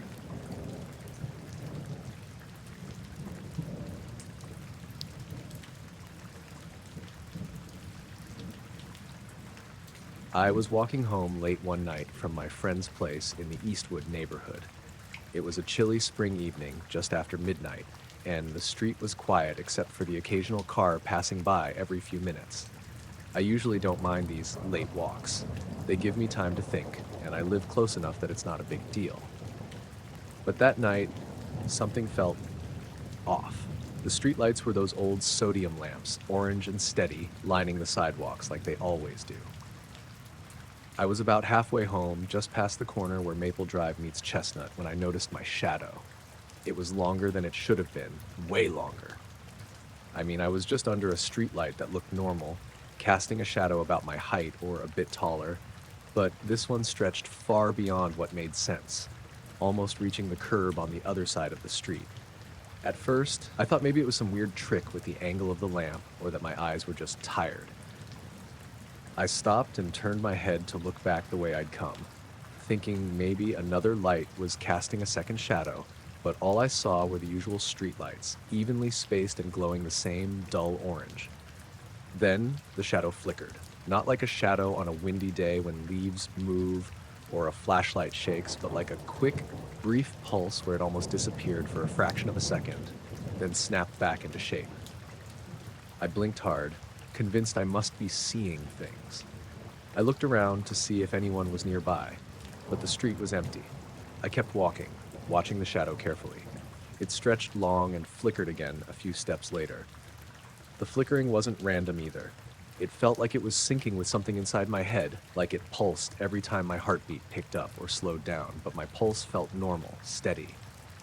I decided to speed up. I was starting to feel uneasy, like I was being watched, but when I glanced around, nothing was there. The streetlights never flickered or changed brightness. It was just my shadow doing this weird thing. I passed by a few houses, all with their porch lights off or just dim yellow bulbs, the kind you leave on all night. The air was still, no breeze or movement in the trees. Usually, on a night like this, you hear a dog barking or a car door shutting somewhere, but it was dead quiet. I took out my phone to check the time, 12:17 a.m. I figured maybe I could call my girlfriend, Leah, just to hear a normal voice and tell her what was going on. As I fumbled with my phone, the shadow flickered again, longer this time, almost like it was trying to stretch past the curb and onto the grass. I looked up, and the streetlight above me flickered once, but it didn't go out or dim. It was like the shadow was reacting on its own, separate from the light source. I wasn't sure what to think. I tried to shake it off and keep moving. The street was just a straight shot from here, no twists or alleys. About halfway down the block, I noticed something else. The houses I passed earlier looked different. Not in a huge way, but subtle. One porch light that had been off before was suddenly on. Another house's curtains that were drawn were now open, but I didn't see anyone inside. It was like the street was shifting, just a little bit, while I wasn't looking. That made me stop again. I looked back down the street behind me. It was dark, but I thought I saw a figure standing near a lamppost several houses back. It was too far to make out details, and when I blinked, it was gone. My skin tightened, and I pulled my jacket tighter around me. I told myself I was being paranoid, but the flickering shadow and the shifting houses didn't make sense. A few steps later, the flickering got worse. My shadow looked almost broken, like it had jagged edges, and for a moment I could swear it split into two separate shadows, overlapping but slightly out of sync. I stopped walking and crouched down, just staring at it on the pavement. It wasn't just a shadow anymore. It looked almost alive, stretching and twisting with a mind of its own. I checked my phone again. Battery was fine. Time hadn't jumped or frozen. I took a deep breath and stood back up, deciding I'd just run the last few blocks home. Then the streetlight right above me went completely dark for a second, plunging me into near pitch black. The flickering shadow vanished instantly. The silence around me thickened. I couldn't hear cars or distant dogs or even the usual hum of the city at night. The light snapped back on a few seconds later, and my shadow was normal again, short, right at my feet, just like it should be. I didn't wait to see if it would happen again. I jogged the rest of the way home, not daring to look behind me. When I got inside and locked the door, I stood by the window for a long time, watching the street. Nothing unusual happened after that. I told Leah about it the next day, and she said maybe the streetlights were old and the wiring was messing with shadows somehow. But I'm not convinced. I've walked that route hundreds of times and never saw anything like that. A couple nights later, I checked again. Same time, same spot. No flickering shadow, no blackout, nothing. Just normal streetlights and normal shadows. Sometimes I wonder if it was some kind of electrical interference or just my mind playing tricks in the dark. But the shadow didn't just flicker. It moved like it was alive for a moment, like it had its own thoughts separate from me. I still don't know what it was. But I haven't walked that route alone after midnight since.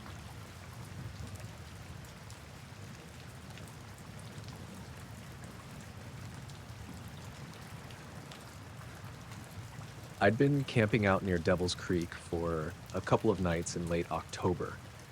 It's about 2 hours north of Boise, a spot I'd found through some old hiking forums. Quiet, remote, mostly forest, with a little clearing where I set up my tent. I usually liked the early fall for camping because it was cool but not freezing, and the bugs had mostly died off. I was hoping to spend some time hiking and just getting away from everything before the first real snow hit.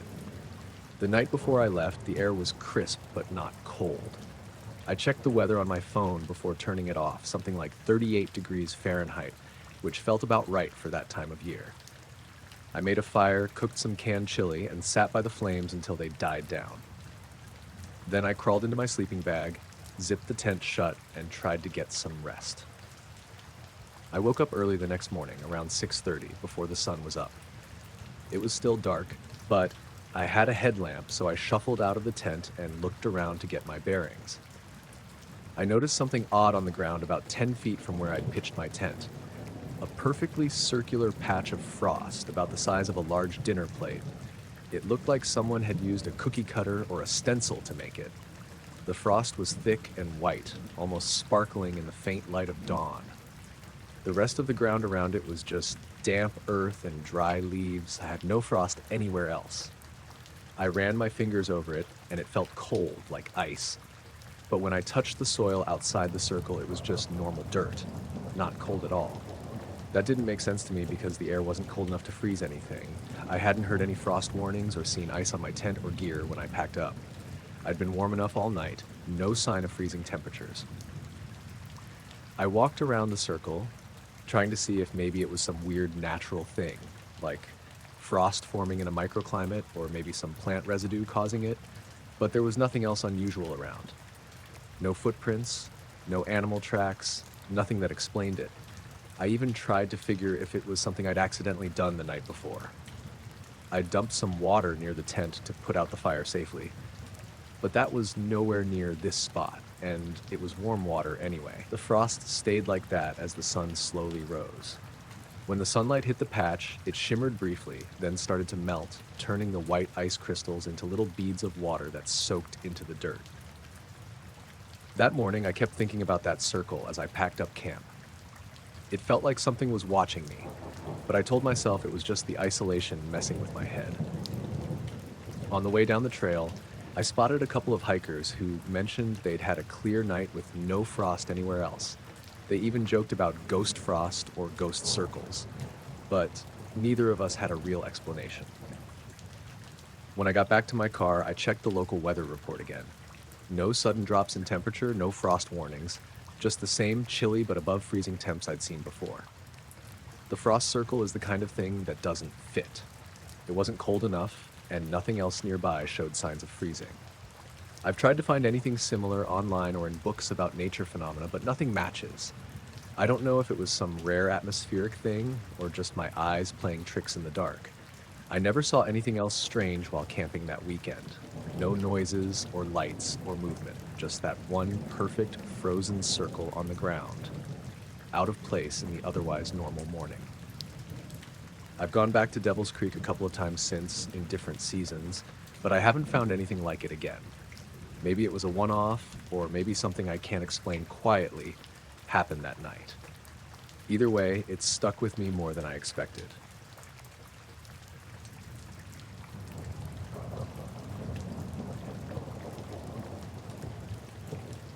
I was out on Lake Wallowa that afternoon, just me and my old aluminum boat, trying to land some trout before the sun dipped behind the hills.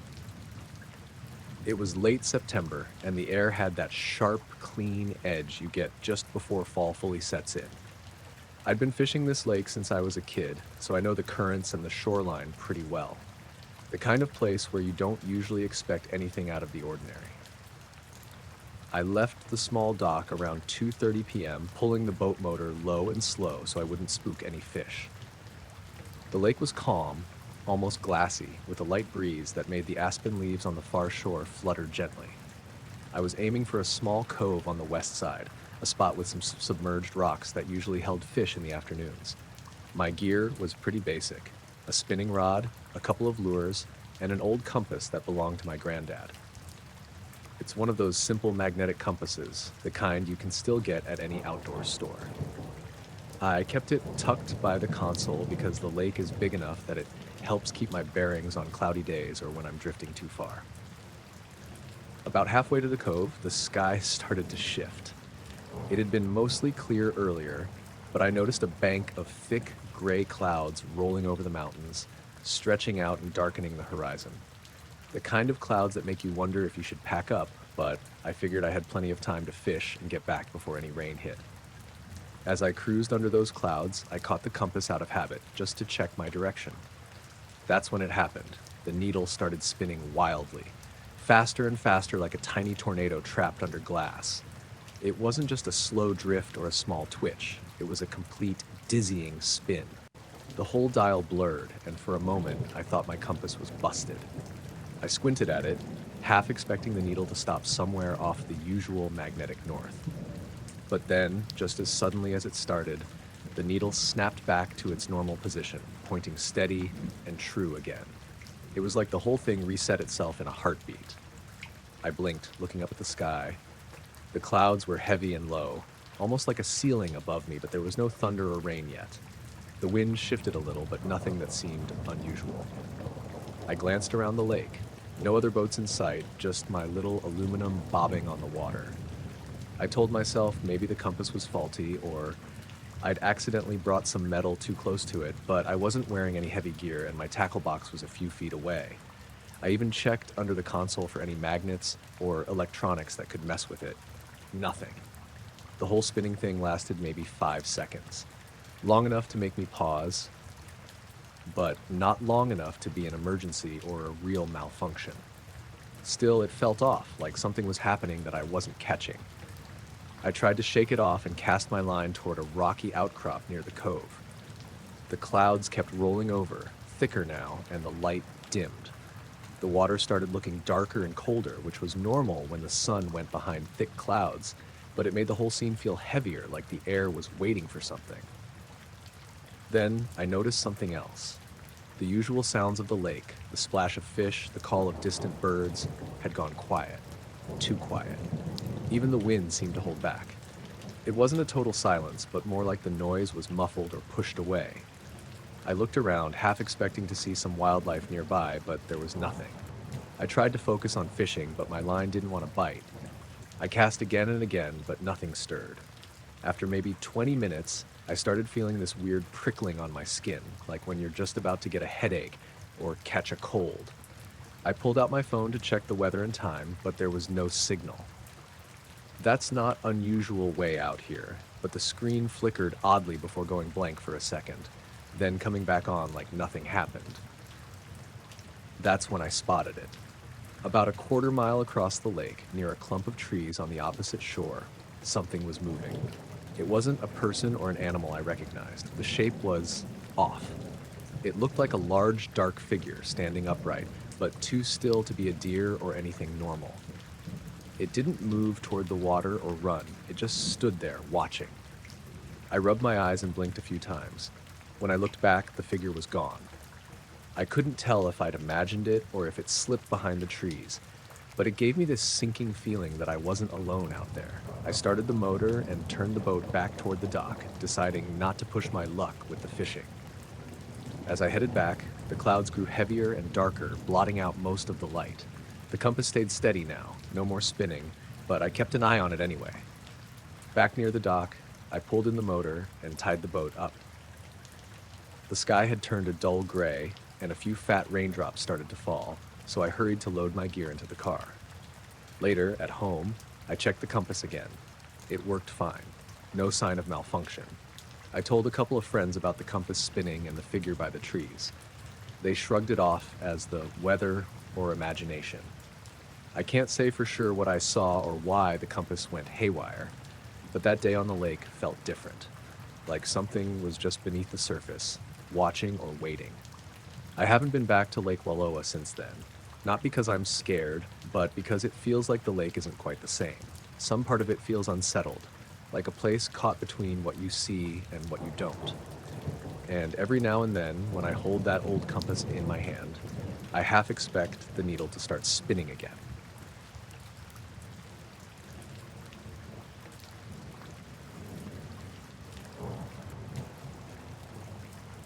I work the night shift at a small industrial park on the edge of town.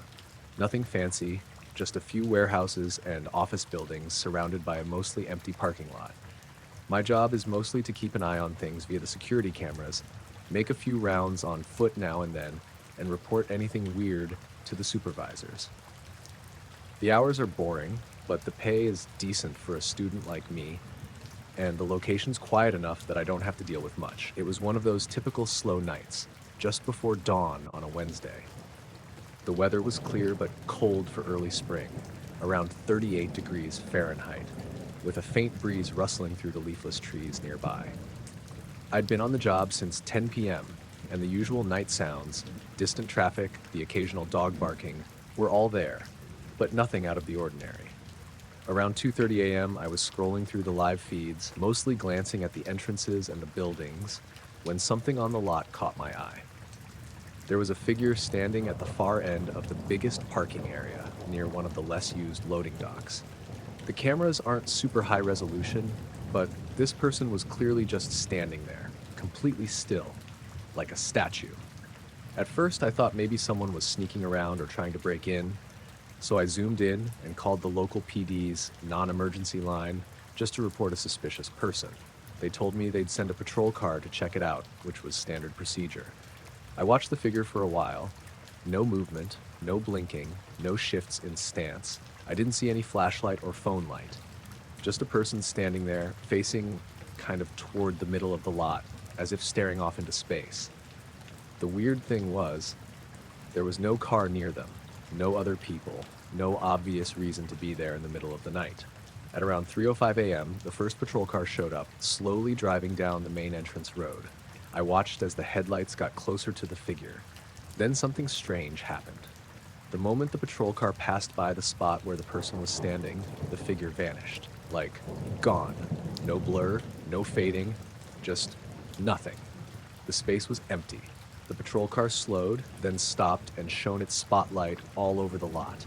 The figure didn't come back right away. The officers got out and started walking around with flashlights, sweeping the area carefully. I kept the camera feed on the spot, expecting to see the person turn up again. Then, about 30 seconds later, the figure reappeared. Same pose, same spot, completely still again. I blinked at the screen, thinking my eyes were messing with me. I rewound the footage a bit, and sure enough, every time a person or vehicle came within about 20 feet of the figure's location, it vanished for a few seconds, then popped back exactly where it had been. Later, a delivery truck passed through the lot. As it drove past, the figure disappeared again. When the truck was gone, it reappeared, standing there, unmoving. I checked the timestamps carefully. The vanishings lasted anywhere from 5 to 10 seconds. Then the figure was back, no change in position or orientation. I called my supervisor to report what I was seeing. She sounded confused and asked if I'd checked for camera glitches or reflections. I told her I'd switched to a backup camera covering the same area, and the effect was the same. The figure disappeared and reappeared on both feeds simultaneously. The officers on the ground reported nothing. No footprints, no signs of anyone having been there. They searched the whole lot, even checked the bushes and the fence line. Nothing. The figure was never spotted in person. After about an hour, the figure just stayed put. It didn't vanish again, even when patrol cars and workers passed near it. Eventually, the morning shift started arriving, and the parking lot began to fill with cars and people. The figure was gone when the first delivery truck came in at 6:15 a.m. I spent the rest of the morning trying to figure out what could have caused it. I thought maybe some kind of glitch in the camera's light, but the footage from two different systems synced perfectly. No interference, no distortions. When I checked with the maintenance team, they said there was no reason for any camera malfunction that night. The cameras were tested and working fine afterward. I reviewed the video multiple times. The figure looked like a man, maybe mid-30s, wearing a dark jacket and jeans. But I couldn't make out a face or any features clearly. The stillness was unnerving. He didn't even shift his weight or breathe noticeably. I even tried zooming in to see if it was a mannequin or a dummy someone had left behind, but the way the figure vanished and reappeared made that impossible. Nothing solid could just disappear like that. That whole night left me unsettled. It wasn't like the usual ghost stories or lights in the sky stuff I'd read about.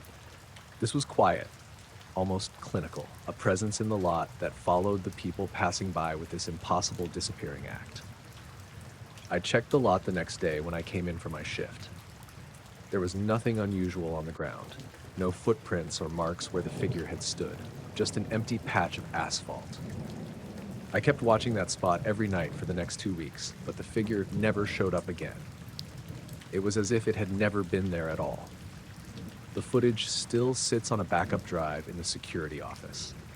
Every so often I watch it again, hoping for some kind of clue, but the figure stays just as motionless and silent as it was that night. I don't know what it was. Maybe someone playing a trick, but no one I asked admits to it, and the vanishings aren't explainable by any trick or glitch I know. That's the thing I keep coming back to, the way it vanished whenever someone came close, then returned when they left. Like it was avoiding interaction, watching, but refusing to be noticed. Sometimes I wonder if the whole thing was just a weird natural phenomenon, or maybe something else. Either way, I'm glad I wasn't alone that night. Because if I hadn't been watching those cameras, I don't think anyone else would have noticed.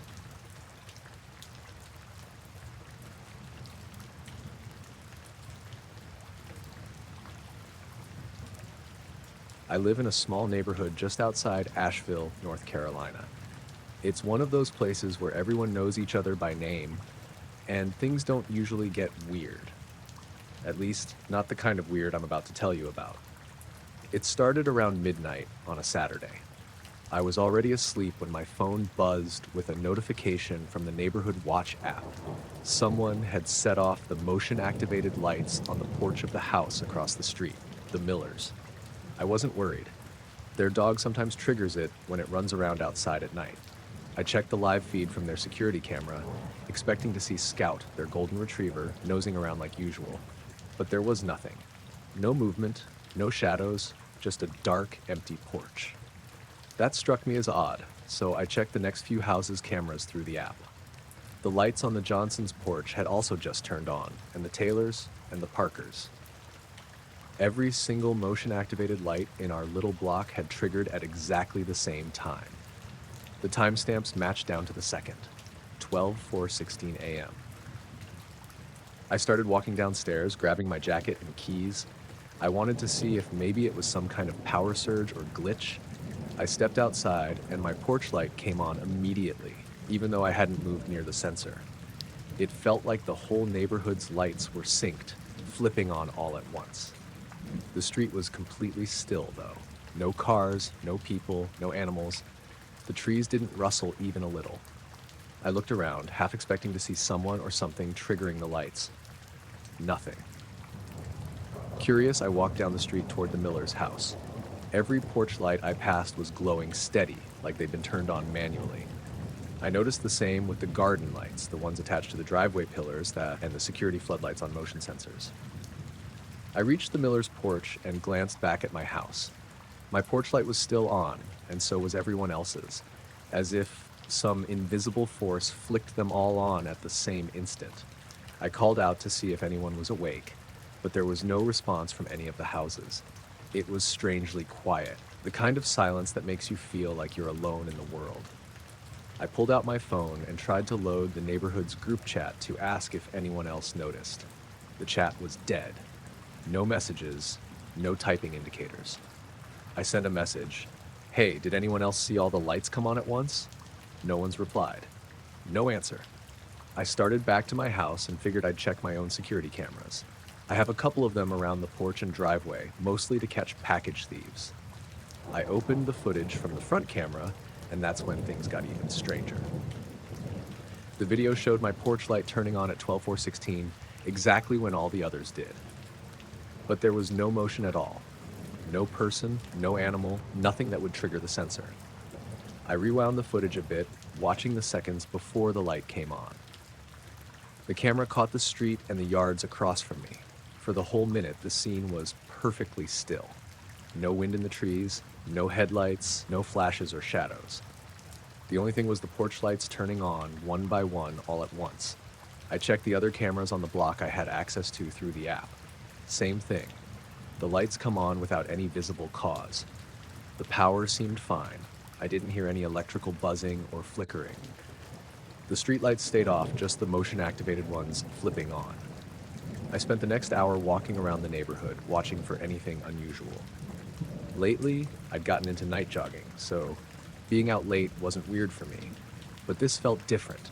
The air was thick, almost humid, and I felt like I was being watched.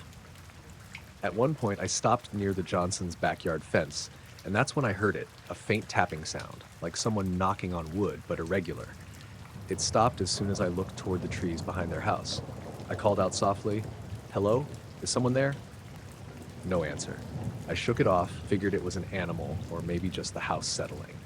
But the whole time, the porch lights stayed on, unwavering. Eventually, I decided to head back home. When I got there, I found my dog, Pippa, lying on the porch, tail tucked low. She's usually super friendly and calm, but she wouldn't come inside. I crouched down and saw she was staring down the street, eyes fixed and alert. I followed her gaze, but all I saw was the same steady glow of porch lights down the block. I opened the door and tried to coax Pippa inside. She growled softly and backed away, ears flat. That was new. I checked the other rooms, making sure windows and doors were locked. Everything was normal, but the atmosphere felt thick, like a heavy weight pressing down. I switched on the indoor lights, hoping it would help. Over the next few hours, the porch lights never turned off. The sensors were stuck on, no matter how still everything was. Pippa stayed close, constantly watching the windows. I tried calling a few neighbors in the morning, but nobody answered their phones. I went around knocking on doors. When the Johnsons finally opened, they looked as confused as I felt. "They won't turn off," Mrs. Johnson said, holding up her phone. I thought maybe someone was messing with the sensors, but no one's been outside. We compared notes. The same thing happened for everyone, all the porch lights turning on at once with no movement or power issues. For days afterward, some of the lights randomly flickered or stayed on longer than usual, but nothing as synchronized or intense as that night. And the tapping sound, I never heard it again. I don't know what caused it. No one did. But even now, every time I'm outside at night, I check the porch light sensor a little more carefully. Sometimes it feels like the lights might turn on again, all at once, without a reason. And Pippa still doesn't like to be on the porch after dark. She just sits by the door and watches the street, waiting for something I can't see.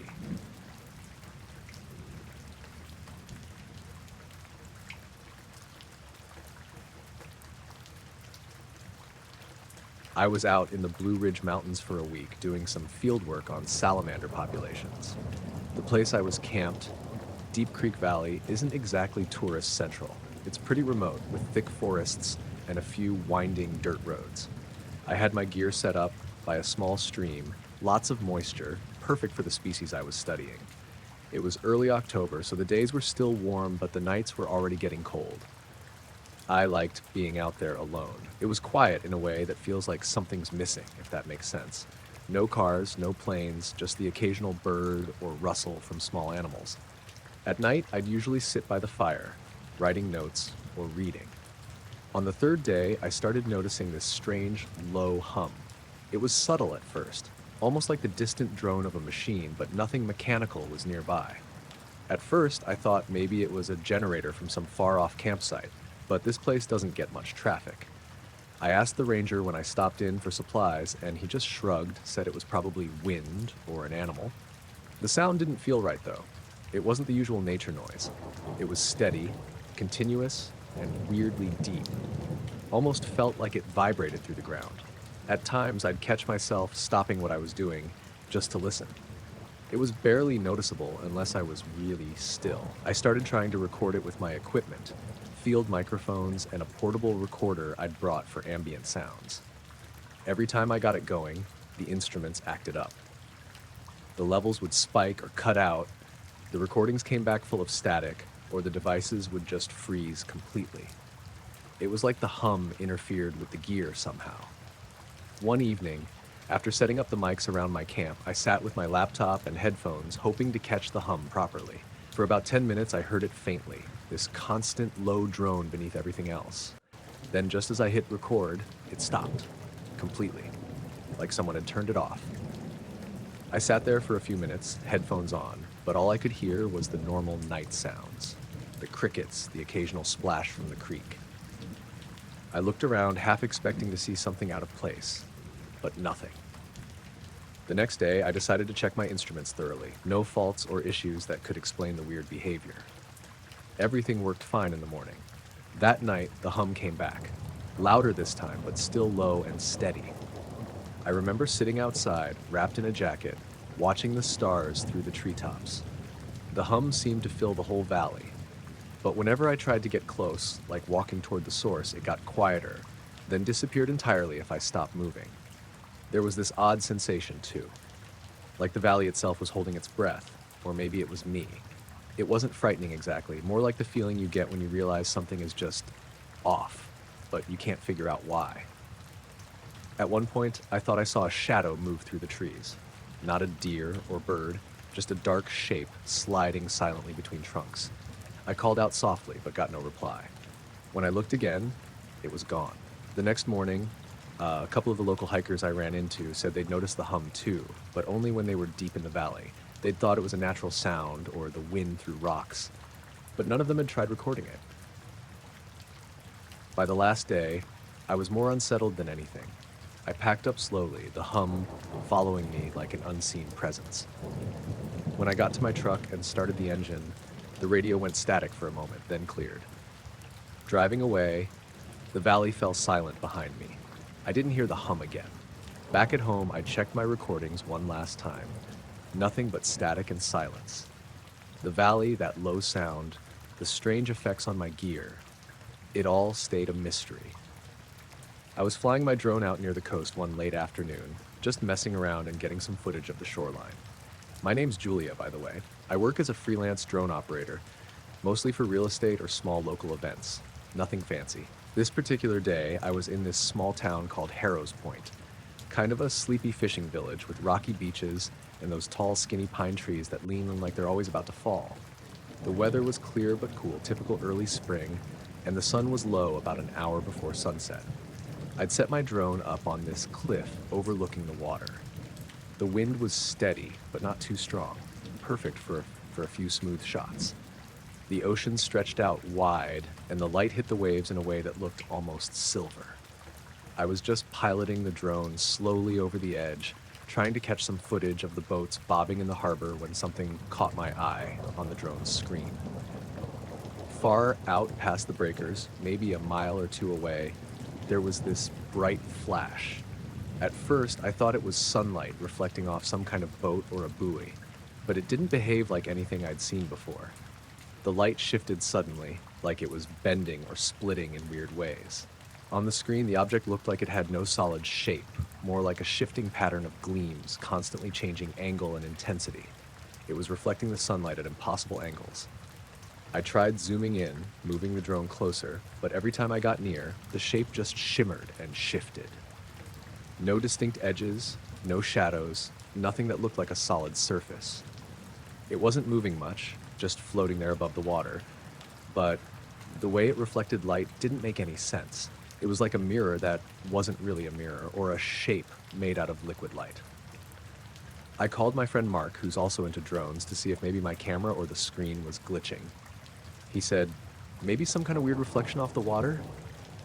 Could be your lens or the sun angle messing with you.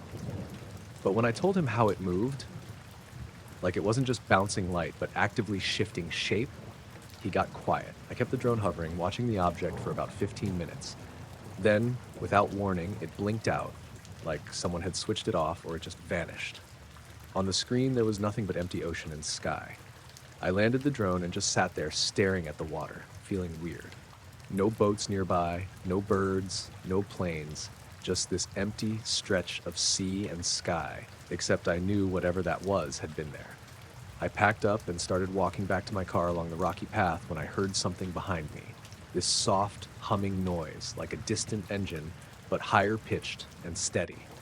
I turned around, expecting to see a boat or a plane, but the sky was empty. The water was calm. No sign of anything making noise.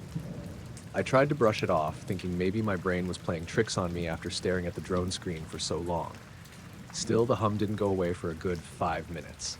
Then, just as I reached the parking lot, it stopped, completely.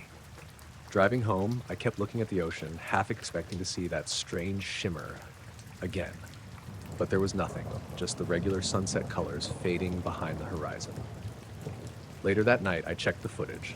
The video file from the drone was fine until the moment the object vanished. Then the file corrupted itself, glitches, flickering frames, and total loss of signal for a few seconds. My phone that I'd connected to the drone also started acting weird, apps freezing, the screen dimming unexpectedly. I had to restart it. I don't know what that thing was or why it disappeared. It didn't look like anything mechanical or natural, at least nothing I'd ever seen before.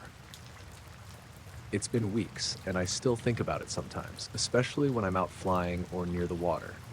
It wasn't just a trick of light. It felt like something else was there, watching or maybe waiting. I kept flying drones after that, but I don't go near Harrow's Point anymore. The ocean there looks the same, calm and quiet, but I remember that shifting light out beyond the breakers. And sometimes when the wind is just right, I swear I can hear that low hum again.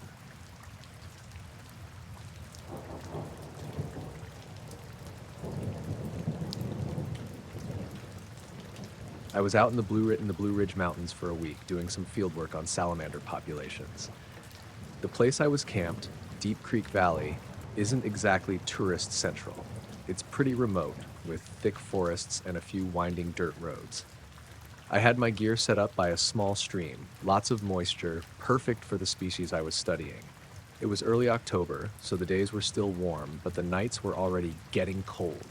I liked being out there alone. It was quiet in a way that feels like something's missing, if that makes sense. No cars, no planes, just the occasional bird or rustle from small animals. At night, I'd usually sit by the fire, writing notes or reading. On the third day, I started noticing this strange low hum. It was subtle at first, almost like the distant drone of a machine, but nothing mechanical was nearby. At first, I thought maybe it was a generator from some far-off campsite, but this place doesn't get much traffic. I asked the ranger when I stopped in for supplies, and he just shrugged, said it was probably wind or an animal. The sound didn't feel right, though. It wasn't the usual nature noise. It was steady, continuous, and weirdly deep. Almost felt like it vibrated through the ground. At times, I'd catch myself stopping what I was doing just to listen. It was barely noticeable, unless I was really still. I started trying to record it with my equipment, field microphones, and a portable recorder I'd brought for ambient sounds. Every time I got it going, the instruments acted up. The levels would spike or cut out, the recordings came back full of static, or the devices would just freeze completely. It was like the hum interfered with the gear somehow. One evening, after setting up the mics around my camp, I sat with my laptop and headphones, hoping to catch the hum properly. For about 10 minutes, I heard it faintly, this constant low drone beneath everything else. Then, just as I hit record, it stopped. Completely, like someone had turned it off. I sat there for a few minutes, headphones on, but all I could hear was the normal night sounds. The crickets, the occasional splash from the creek. I looked around, half expecting to see something out of place, but nothing. The next day, I decided to check my instruments thoroughly. No faults or issues that could explain the weird behavior. Everything worked fine in the morning. That night, the hum came back, louder this time, but still low and steady. I remember sitting outside, wrapped in a jacket, watching the stars through the treetops. The hum seemed to fill the whole valley. But whenever I tried to get close, like walking toward the source, it got quieter, then disappeared entirely if I stopped moving. There was this odd sensation, too. Like the valley itself was holding its breath, or maybe it was me. It wasn't frightening exactly, more like the feeling you get when you realize something is just off, but you can't figure out why. At one point, I thought I saw a shadow move through the trees. Not a deer or bird, just a dark shape sliding silently between trunks. I called out softly, but got no reply. When I looked again, it was gone. The next morning, a couple of the local hikers I ran into said they'd noticed the hum too, but only when they were deep in the valley. They'd thought it was a natural sound or the wind through rocks, but none of them had tried recording it. By the last day, I was more unsettled than anything. I packed up slowly, the hum following me like an unseen presence. When I got to my truck and started the engine, the radio went static for a moment, then cleared. Driving away, the valley fell silent behind me. I didn't hear the hum again. Back at home, I checked my recordings one last time. Nothing but static and silence. The valley, that low sound, the strange effects on my gear, it all stayed a mystery.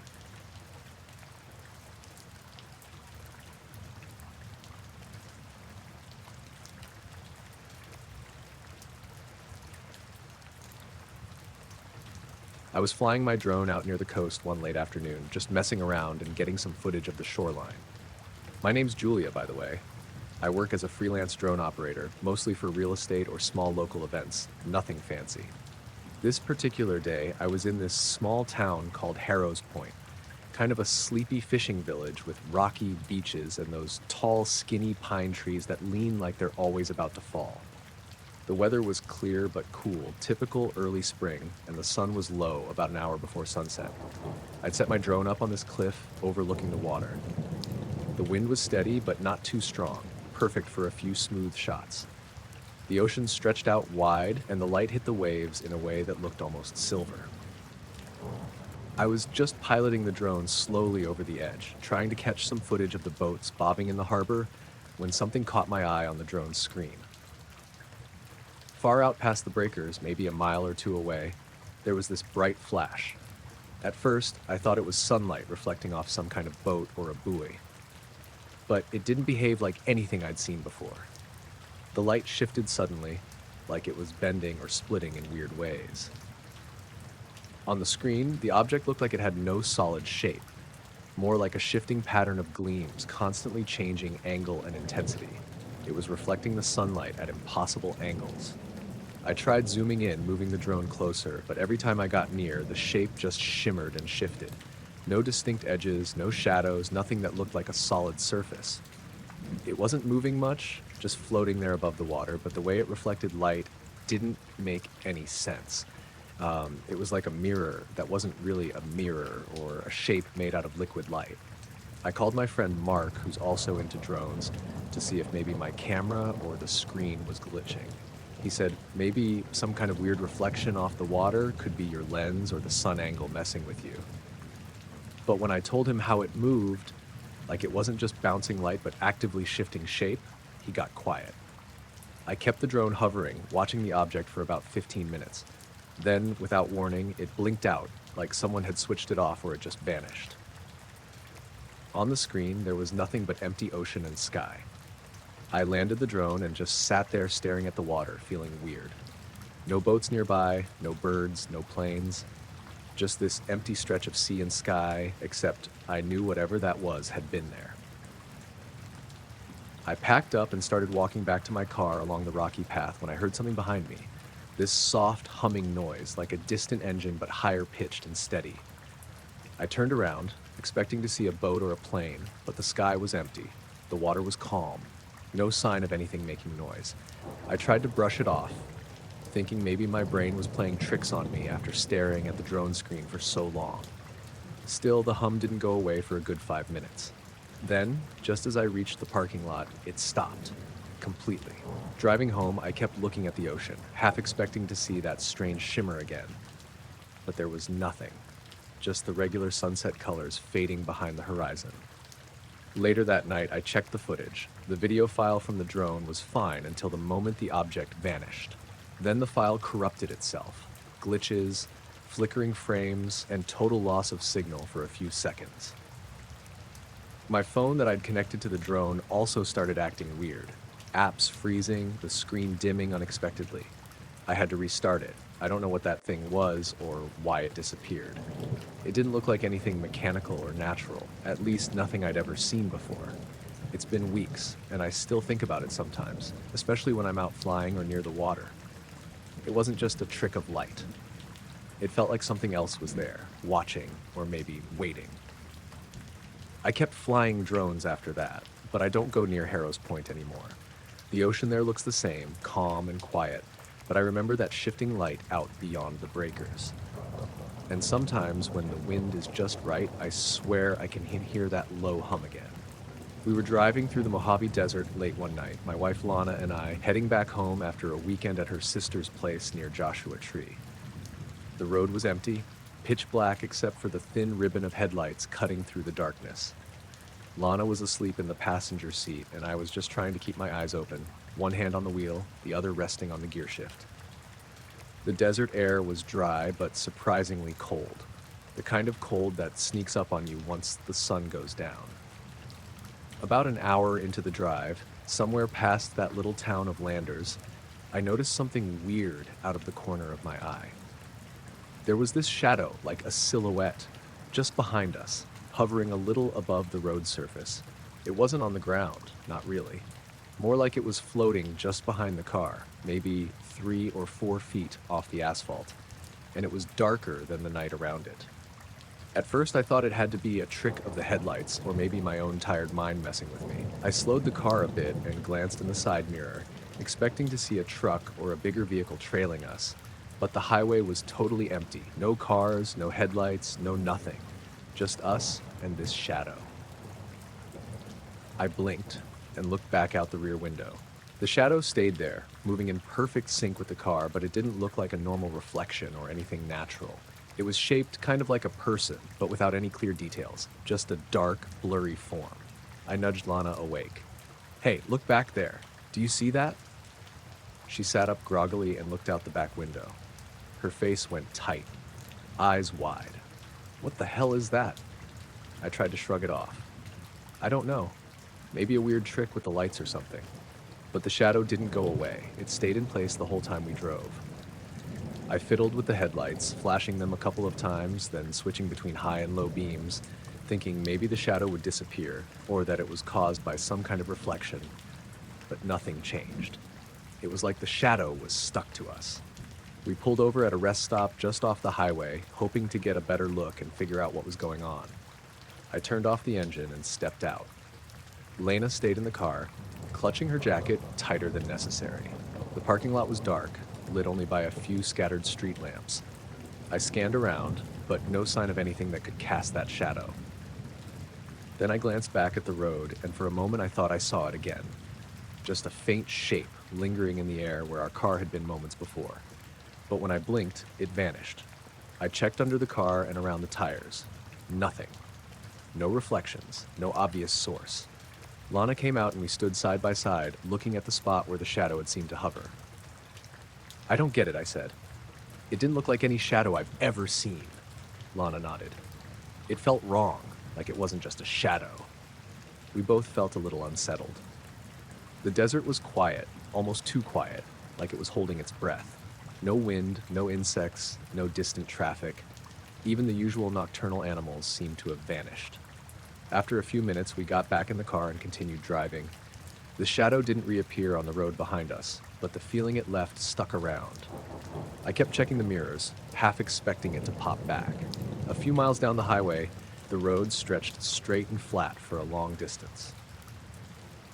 That's when I noticed something else. The digital dashboard clock blinked suddenly, flickering out for a second before coming back on, but the time was wrong, like it jumped ahead by 15 minutes. Lana saw it too, and we both frowned. I tried resetting the clock, but it was stubborn. The rest of the electronics were acting strangely as well. The radio would cut out, then switch stations on its own, and the GPS took longer than usual to connect. It was like the car was glitching. I figured it was just some weird electrical interference. We were miles from any town or cell tower after all. Still, it was a little eerie, considering the shadow thing. A few minutes later, out of nowhere, the headlights briefly dimmed. Not completely, but enough to notice. I hit the high beams again, and they flashed back to normal. No other cars in sight. We were both quiet for a while. Lana finally broke the silence. "Maybe it's some kind of mirage? The desert can play tricks, right?" "Yeah," I said, but that shadow wasn't on the ground. It was like behind us, floating. I thought about the physics of it for a second and gave up. Didn't make sense. As we got closer to the town of Yucca Valley, the road curved and the desert opened up into wide plains on either side. The stars were bright above us, millions of points in the sky. It was peaceful, but the earlier tension lingered. Then, just as we passed a large mesa on the left side of the road, the shadow flickered back. It appeared for a moment behind the car again, the same vague humanoid shape, slightly higher than the roofline. I slammed the brakes and pulled over to the shoulder, heart racing. Lana gasped. We both sat still, staring at the empty road behind us. The shadow stayed for maybe 10 seconds, then just faded away like it was never there. I locked the doors and sat with my hands gripping the steering wheel tightly. Lana was quiet, eyes wide, and I could feel her trembling. I tried calling my sister to tell her what was happening, but my phone showed no signal. I tried the radio again. Static. The desert had swallowed all the signals. After a few minutes, I finally told Lana to try and get some rest. "I'm gonna keep driving, but slow." We drove the last 30 miles home with nothing else out of the ordinary. No shadow, no glitches, no weird light or sound. Just the usual silence of the desert night. When I pulled into our driveway, I felt relieved. The normal lights of the neighborhood, the hum of distant traffic, it was like stepping back into a different world. That night, I checked the car over. Nothing unusual, no damage, no weird settings. The clock was correct again, and the electronics all worked fine. Still, the shadow keeps replaying in my head. It wasn't just a shadow. Something was there, right behind us, moving with us, but not quite touching the road. I haven't told many people because it sounds insane, but every time I drive through the desert at night, I find myself watching the rearview mirror, waiting to see if that second shadow comes back.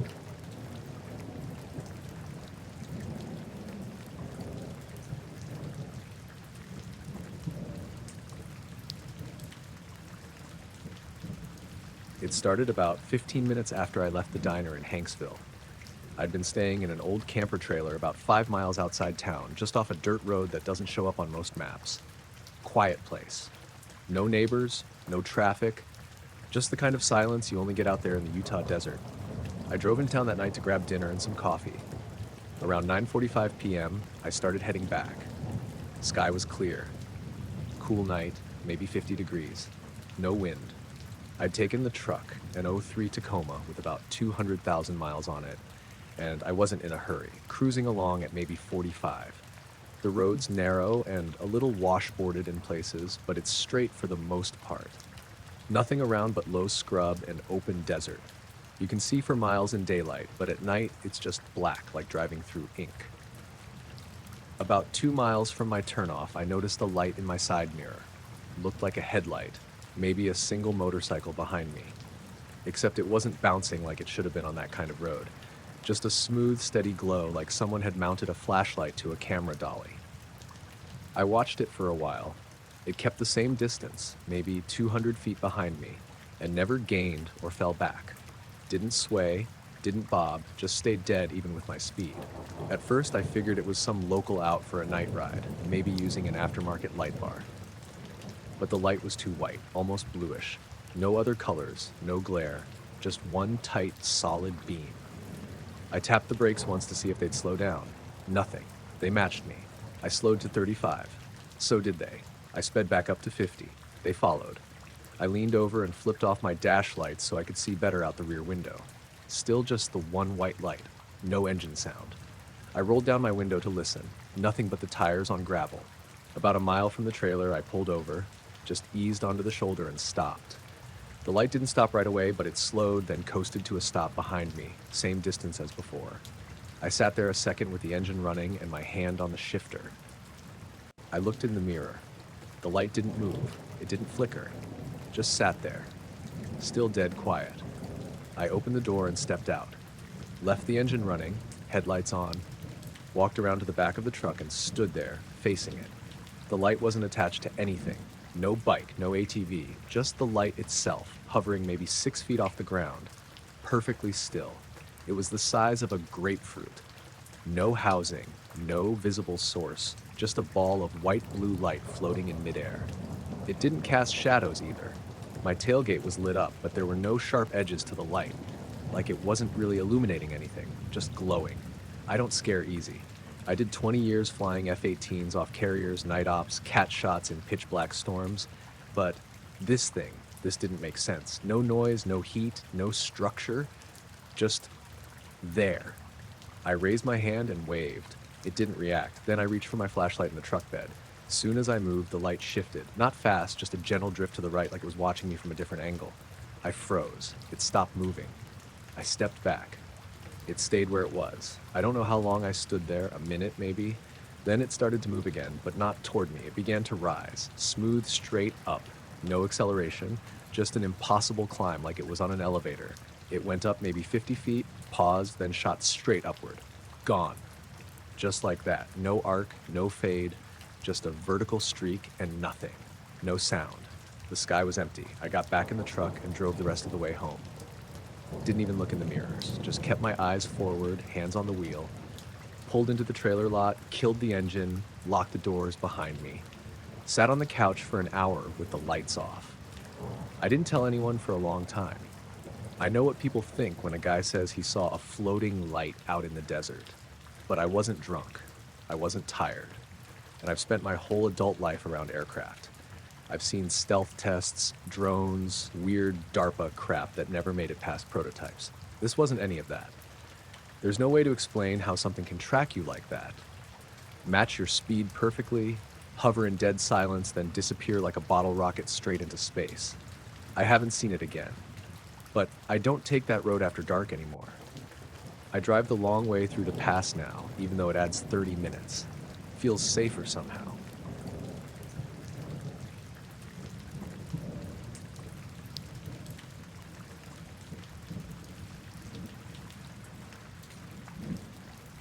It started the morning after that big thunderstorm in late August, Thursday, I think. We'd had nearly 2 inches of rain overnight, and the wind tore through like a freight train. I figured I'd lose a few limbs off the oaks again, or maybe get another fence post loosened by the runoff. What I didn't expect was to find half my northern plot looking like a vinyl record got pressed into it. I went out around 6:30, just as the sun was getting high enough to throw light through the mist. That part of Kentucky gets these heavy ground fogs after storms. Everything looked silver, soft. I had a cup of gas station coffee in one hand and my boots half laced, because I wasn't planning to be out more than 10 minutes, just checking the irrigation lines before the heat came back. I noticed something was off when I walked the first row past the old irrigation pump.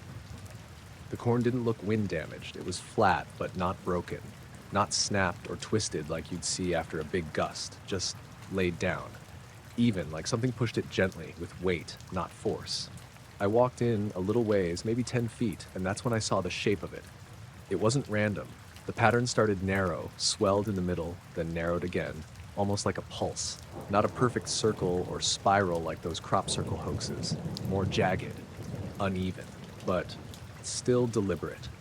Like someone mapped a sound wave onto the field and pressed it down with a hand the size of a bus.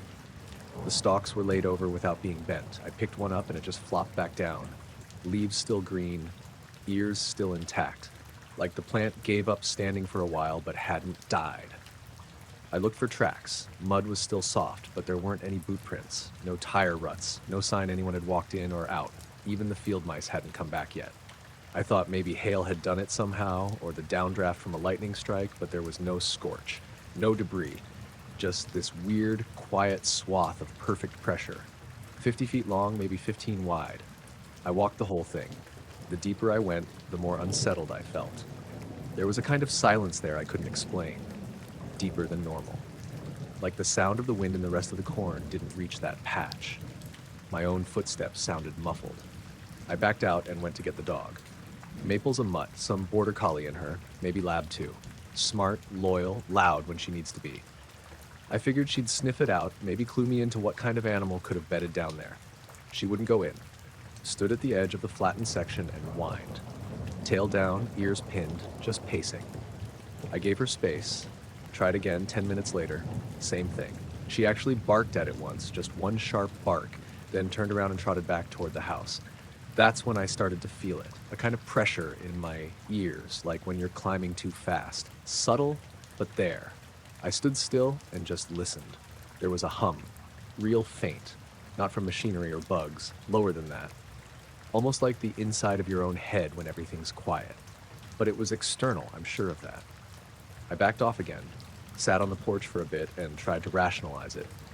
Maybe the rain had shifted something underground, pipes, drainage tile, I don't know. Maybe it was an echo from one of the military flights they run out of Fort Campbell, although I hadn't heard any jets go over. I didn't go back in until the next morning. That second day, the air felt normal again, but the shape was still there. Same stalks laid flat, no footprints. The edges were sharp, no gradual tapering, just standing corn, then downed corn like it had been sliced. I brought a moisture reader out. The flattened area was drier than the rest of the field, which didn't make sense after a storm.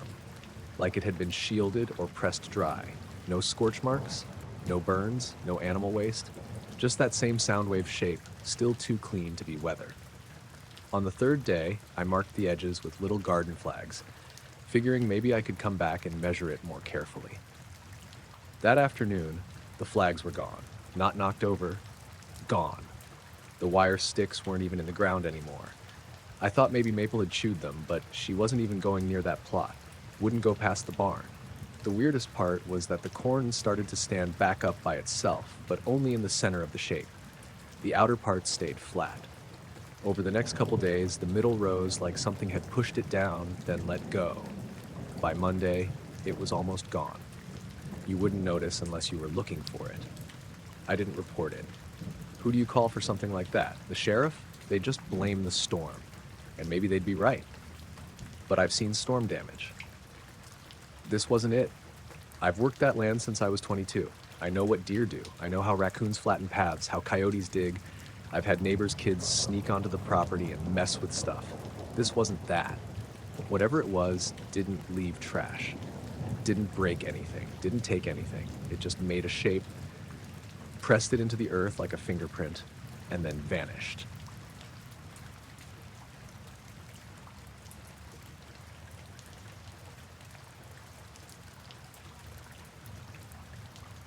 I was flying a charter flight over the Pacific, somewhere between San Diego and Honolulu. My name's Elena, and I've been a commercial pilot for just over 6 years. Nothing about my job surprises me much anymore.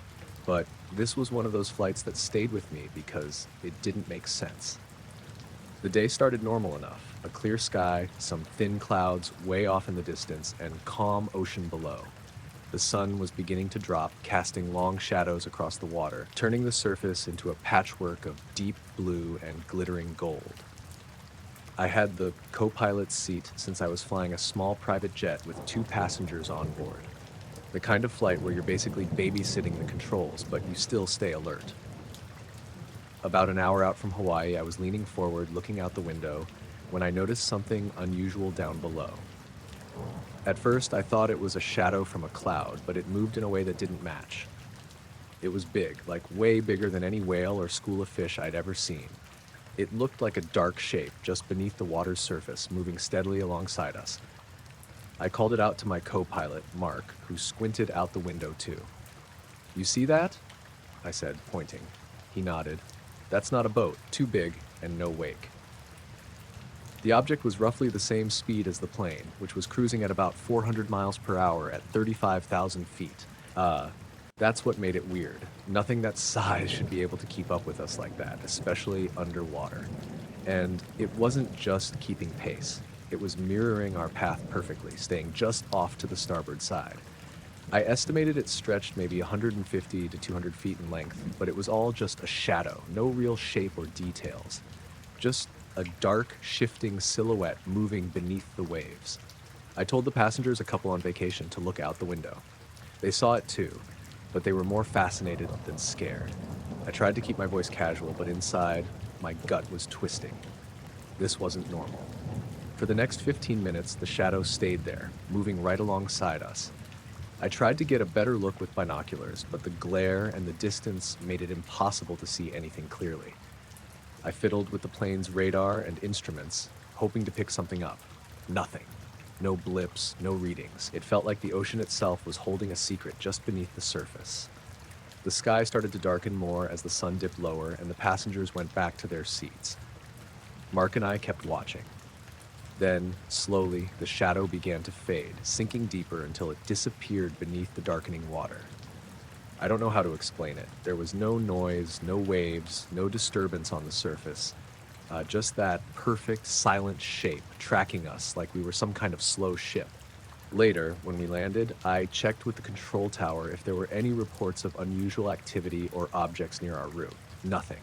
No military exercises, no drone flights, no boats that big.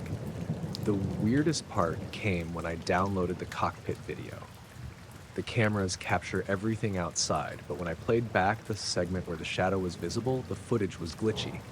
Parts were missing and the shadow itself didn't show clearly, almost like the camera refused to record it properly. I showed the footage to a few pilot friends, but they just shrugged, said maybe it was a trick of the light or a sensor malfunction. But I know what I saw. I don't talk about it much because people tend to expect stories with flashing lights or dramatic chases. This was different, quiet, slow, and just there. I still think about that dark shape pacing alongside us through miles of open ocean, like it was watching or maybe waiting. And I wonder what else is out there beneath the waves, just out of sight.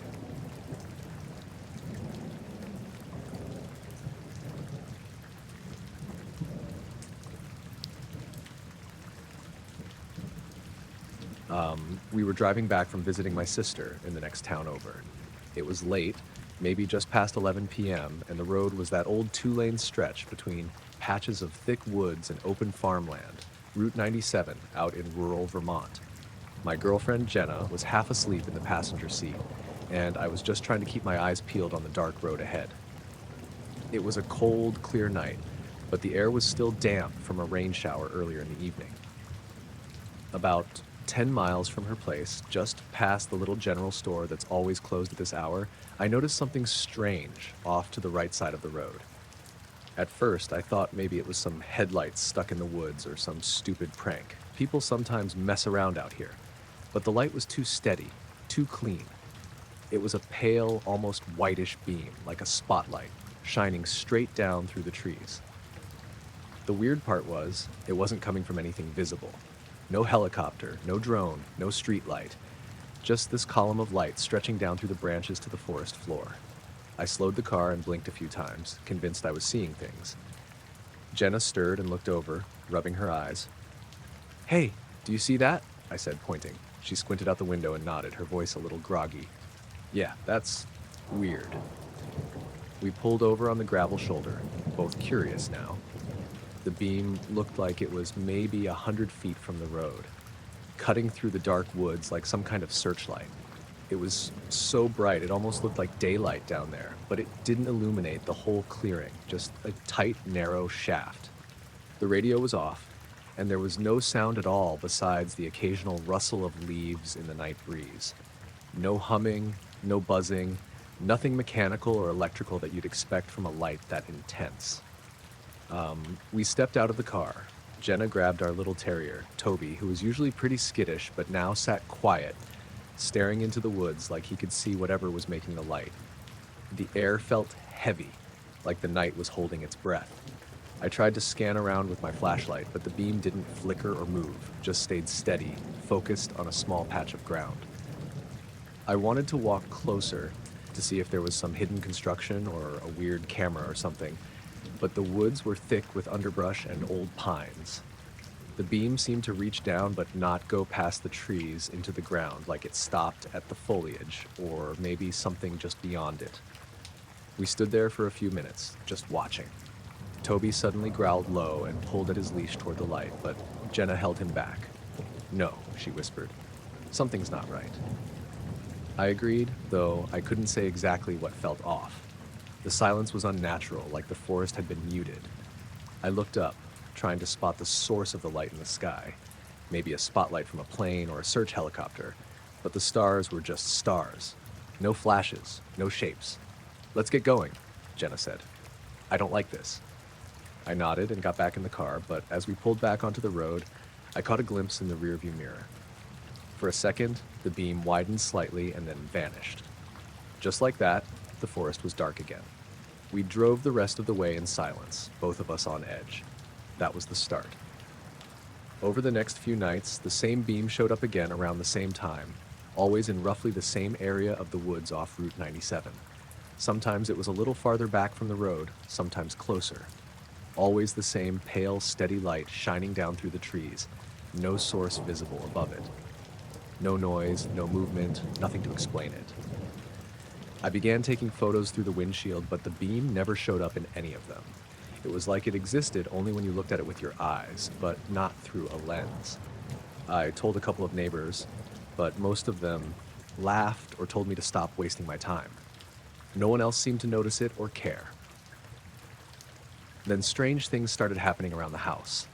Toby got restless at night, barking at the windows or staring into the dark. Sometimes when I stepped outside to check the yard, I'd see shadows moving just beyond the tree line. Not animals, nothing I could identify, just shapes. One night, Jenna and I were sitting on the porch when the beam appeared again. This time it was farther away, deeper in the woods. Toby went stiff and growled. We both felt that same heavy silence. Suddenly, the beam pulsed once, briefly brightening, and then it faded, like a breath released. After that, I noticed gaps in time. Small ones. Like I'd start walking down the driveway, and then suddenly I was back on the porch without remembering getting there. Or I'd glance at my watch, and several minutes had passed with no memory of what happened. Jenna said she felt tired in a way that wasn't normal, like sleep wasn't helping. I thought maybe it was stress or the long nights watching for something that might not exist. One morning, I went out to check the woods near the house. The ground under the trees looked different. There was a patch of dirt with no leaves or pine needles, perfectly circular, maybe 6 or 7 feet across. It wasn't burned or scarred, just strangely barren, like something had pressed down and flattened the earth there.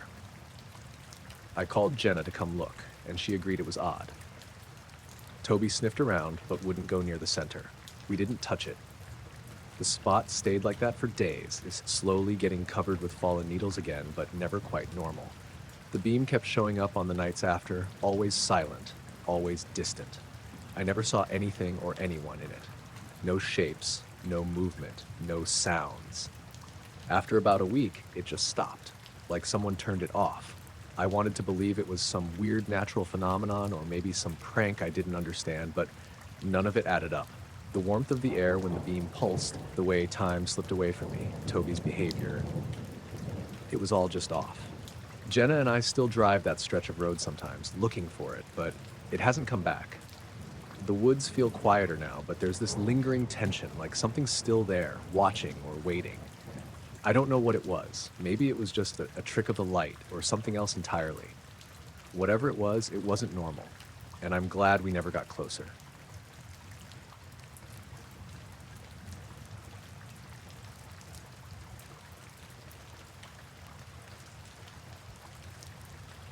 I was driving home late one night on Highway 95, the stretch between the small towns of Dry Creek and Pineville in northern Idaho. It was mid-October, around 11:30 p.m., and the weather was rough. A storm had been rolling through all evening, heavy winds shaking the trees, occasional gusts rattling the truck, and a steady cold drizzle. I was tired and ready to get home to my dog, a brindle pit named Juno, who was waiting in the back seat for me to finish my shift at the mill. I'd been working overtime for a few weeks, and this night was no different. The roads were mostly empty, just the way I liked it. I had my phone hooked to the dash, running the GPS, and the dash cam plugged in just for insurance or whatever. I never thought much of it. About 15 minutes into the drive, somewhere near this sharp bend by an old rest stop that's been closed for years, I noticed something odd through the rain-spattered windshield. There was this bright light hovering just off the side of the highway, about 50 yards out in the trees. At first, I thought it might be a flare or someone's flashlight, but the thing was steady, completely still, not bobbing or swinging with the wind at all. I slowed down, eyes glued to it. The light was white, but not harsh, more like a glowing orb. The wind was strong enough that it was pushing the trees hard, making them creak and groan, but the light stayed fixed in place. The rain hit the windshield in steady drops, and the road was slick. I hit the button on the dashcam's remote to check the recording. The screen flickered for a second and then showed the exact scene ahead. I zoomed in on the light with the camera controls. That's when I noticed it wasn't just steady, it was pulsing. Not a normal flicker like a broken bulb, but a slow, rhythmic pulse. The glow would brighten and then dim, over and over, in a pattern that felt almost deliberate. I blinked and tried to make sense of it. The thing wasn't moving, not even a little, despite the gusts rattling the trees nearby. I half expected it to be a drone or some kind of emergency light, but nothing around made sense. The rest stop was abandoned and fenced off, and there was no road or path that led to where the light hovered. I thought maybe I was imagining things or the storm was playing tricks. So I took a deep breath and kept driving, but I couldn't stop staring at the spot out the passenger window. The light stayed with me for at least 2 miles, just sitting there in the woods. A few times I glanced down at the dash cam. The screen showed the light pulsating quietly, the intensity rising and falling in a steady rhythm. I tried calling it in, thinking maybe the sheriff's office would want to know about a stranded camper or something, but my phone had 0 signal. No bars at all. The road curved again, and I lost sight of the light behind a thick clump of firs. That's when the weird part started. My radio suddenly cut out. Static at first, then silence. It's an old truck, so that happens sometimes during bad weather, but this time, everything electronic in the cab dimmed for a second. The dashboard lights flickered, the stereo shut off, even my phone screen dimmed like it was losing power. I looked down at the dash cam, and the screen went black for a good 5 seconds before coming back on. When it returned, the light was gone. Completely gone. No glow, no flicker, no nothing. I blinked, trying to process it. I checked the rearview mirror, the side mirrors, nothing unusual. No other cars. The wind was still rattling the trees, rain still falling, but the light was gone. I kept driving, feeling my skin crawl a little. I didn't want to look back, but something told me I should. The road stretched straight for a while, and as I approached the next turn, I saw headlights coming toward me. A pickup, maybe a mile down the road, driving slow with its brights on.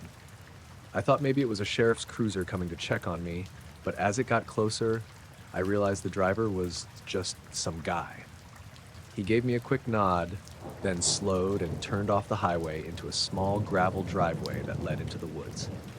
The driveway had no lights, no signs, just a rough track going up into the trees.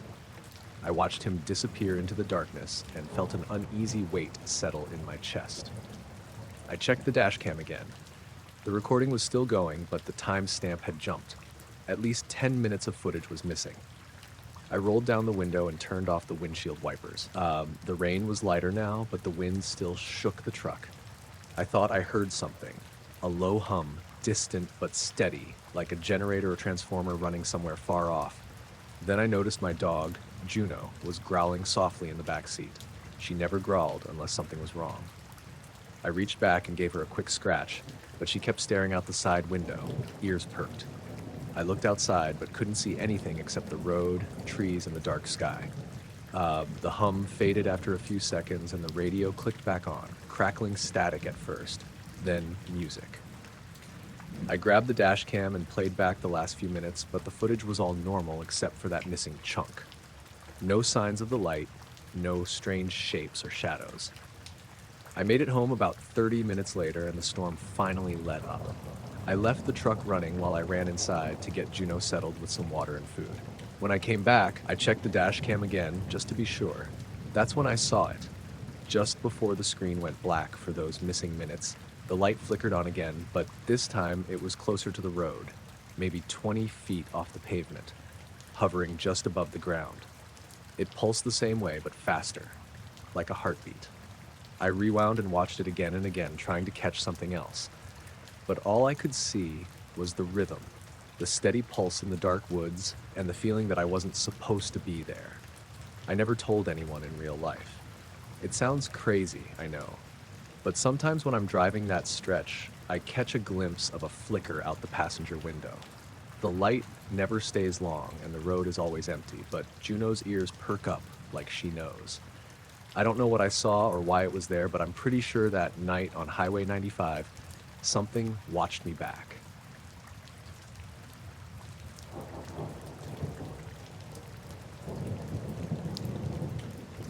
It was late October, and the air had that sharp, wet smell it gets right before the first snow. Cold enough to see your breath, but not frozen yet. Me and my cousin Blake were about 5 miles off any trail, camped out in the Gallatin Range.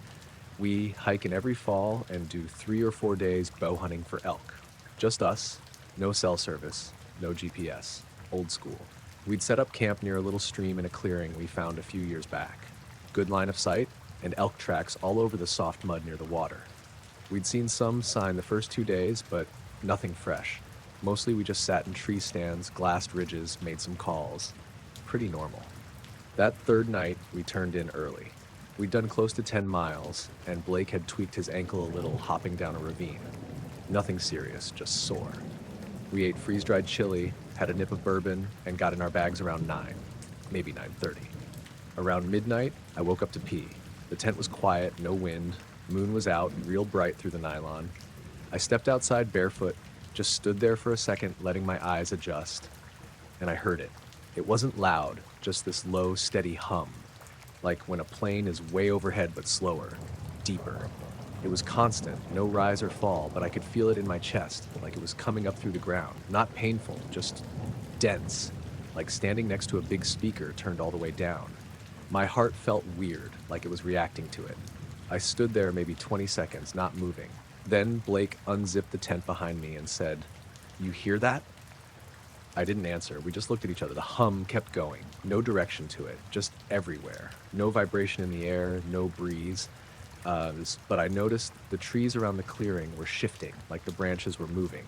That's when I heard it, leaves rustling like wind through them. Except there was no wind. The sound was moving in a circle. I don't know how else to explain it. Not around us like a car driving by, but out there in the woods, a full loop like something was brushing past the trees in a wide ring. It wasn't fast, maybe a couple miles per hour, but it was steady. Blake whispered, "What the hell is that?" I told him I didn't know, and we both just crouched there by the tent in our socks, listening. The hum stayed low and even, and that rustling sound made its way full circle, maybe 60 or 70 feet out, and then started again like it was looping. I reached for my headlamp, but Blake grabbed my wrist and shook his head. "Don't," he mouthed. "Just listen." So we did, and it kept going. That low vibration in our chests and that wide, slow circle of sound like something invisible brushing through the branches and undergrowth. I kept trying to hear footfalls or any snapping twigs, anything solid, but there was nothing. Just the leaves. It looped 3 full times. Then it stopped. No fade. Just stopped. The hum went quiet at the same time. 1 second it was there, and then it wasn't. Total silence. Even the normal nighttime stuff, crickets, owls, whatever, was gone. We waited maybe a minute, then Blake whispered, "We need to get inside." We both climbed back in the tent, zipped it up, and lay there in our bags with our boots next to us, just in case. Neither of us said anything. A little while later, I don't know how long, I started hearing something else. Footsteps. Not walking. Just 2 steps. Then nothing. Then another. Soft, like someone in socks stepping on moss. I sat up, held my breath, listened. Another step. They weren't close. Maybe 15 or 20 feet away to the right side of the tent, but I couldn't tell how many. It could have been one person moving real slow, or more than one just taking turns. Blake was awake. I could feel him holding still across from me. I didn't say anything, and neither did he. Then a long stretch of silence, and this weird clicking sound started, like 2 rocks tapping together. Same spot, 2 clicks, pause, then 3, then 4 fast ones.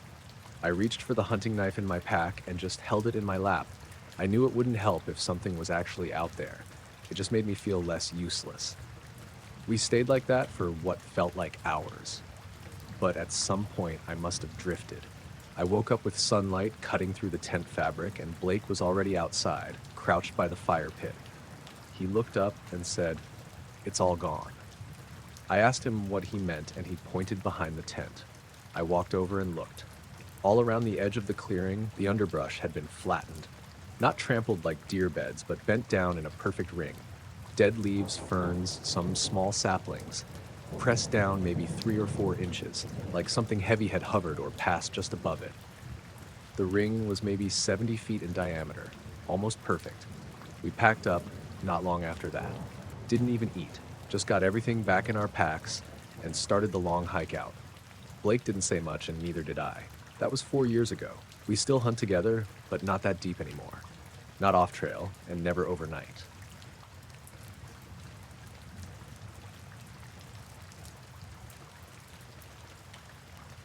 I was hiking alone that morning in the Cascades, somewhere between Snoqualmie Pass and Stevens Pass. It was late spring, maybe mid-May, and the snow was finally melting off the higher trails. The day started cool and cloudy, but there wasn't a single drop of rain in the forecast. I brought my dog, a mixed breed named Juniper. She's got this scruffy dark brown coat and sharp ears that pick up on everything. I like to get out early before the weekend crowds hit the trailheads. I left my little cabin around 7 a.m., and Juniper and I were on the trail by 7:30. The first couple of hours were pretty normal. Birds chirping, the distant rush of melting snow in the creek beside us, Juniper sniffing at everything. The trail climbed steadily through thick fir and alder. The forest was alive with spring smells, damp earth, fresh pine, and wildflowers just starting to poke through the moss.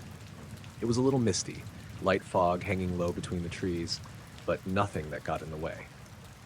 I kept an eye on Juniper, who was bouncing around ahead of me, nose down in the dirt. She seemed distracted, like she was following something I couldn't see. After about an hour and a half, I left the main trail at a fork, aiming for a less traveled loop my friend had mentioned. It was supposed to circle around a small meadow and then reconnect further down. That's when I noticed it. Right at the edge of this clearing was a patch of ground that looked odd. It was almost perfectly circular, about 15 feet across, and then the grass inside it was flattened and darker green, like it had been trampled or pressed down somehow. Curious, I stepped off the trail and walked toward it with Juniper trailing behind. As soon as I crossed the edge of that circle, the birds stopped singing. Not gradually or quietly, just gone. The whole forest seemed to hold its breath. Even the creek's babble felt distant, muffled, like I'd suddenly slipped underwater. Juniper froze and looked up at me, ears twitching, tail lowered. She didn't bark or whine, just stared into the center of the circle. I knelt down and tried to listen. The silence was heavy. It wasn't like any quiet I'd ever experienced out here. It was like the world had switched off the sound. I stood back up and took a slow step outside the circle. Instantly, the forest noise came rushing back. The birds, the water, even the wind picking up a little. Juniper barked at a jay that flew over. I stepped back in. The silence came back just as fast. I figured maybe it was just a weird trick of the landscape or a natural phenomenon like a pocket of air or a weird echo spot. So I pulled out my phone to record some audio. The moment I turned it on, it malfunctioned. The screen flickered, then went black for a second before coming back. I tried again. Same thing. Battery was fine, and it worked normally when I moved away from the circle. Juniper started whining quietly, circling close to my feet. I looked up and realized I wasn't alone. There were shadows at the far edge of the circle, shapes darker than the trees, but hard to make out. At first, I thought they were just big rocks or fallen logs, but then one shifted slightly. Another blinked into view. I took a few cautious steps back. The shadows seemed to ripple like smoke, but didn't really move closer or farther. I couldn't tell if they were watching me or just standing there. The silence inside the circle felt heavier now, like it was pressing down on my chest. My heart started beating faster. I called Juniper and backed out of the circle, eyes fixed on the shadows. The moment I left the patch, the sounds flooded back. I stood at the edge, catching my breath, watching the shadows fade into the forest. The rest of the hike felt strange. Juniper was tense, constantly looking over her shoulder. I kept scanning the trees, half expecting to see those dark shapes again, but there was nothing. When I got back to my cabin that evening, I checked the footage on my phone. The videos I'd taken on the trail were fine, except for the clips from that clearing. They were just static, no sound, no image, just white noise. I don't know what that patch was or why everything went silent inside it, but I know I don't want to go back there alone.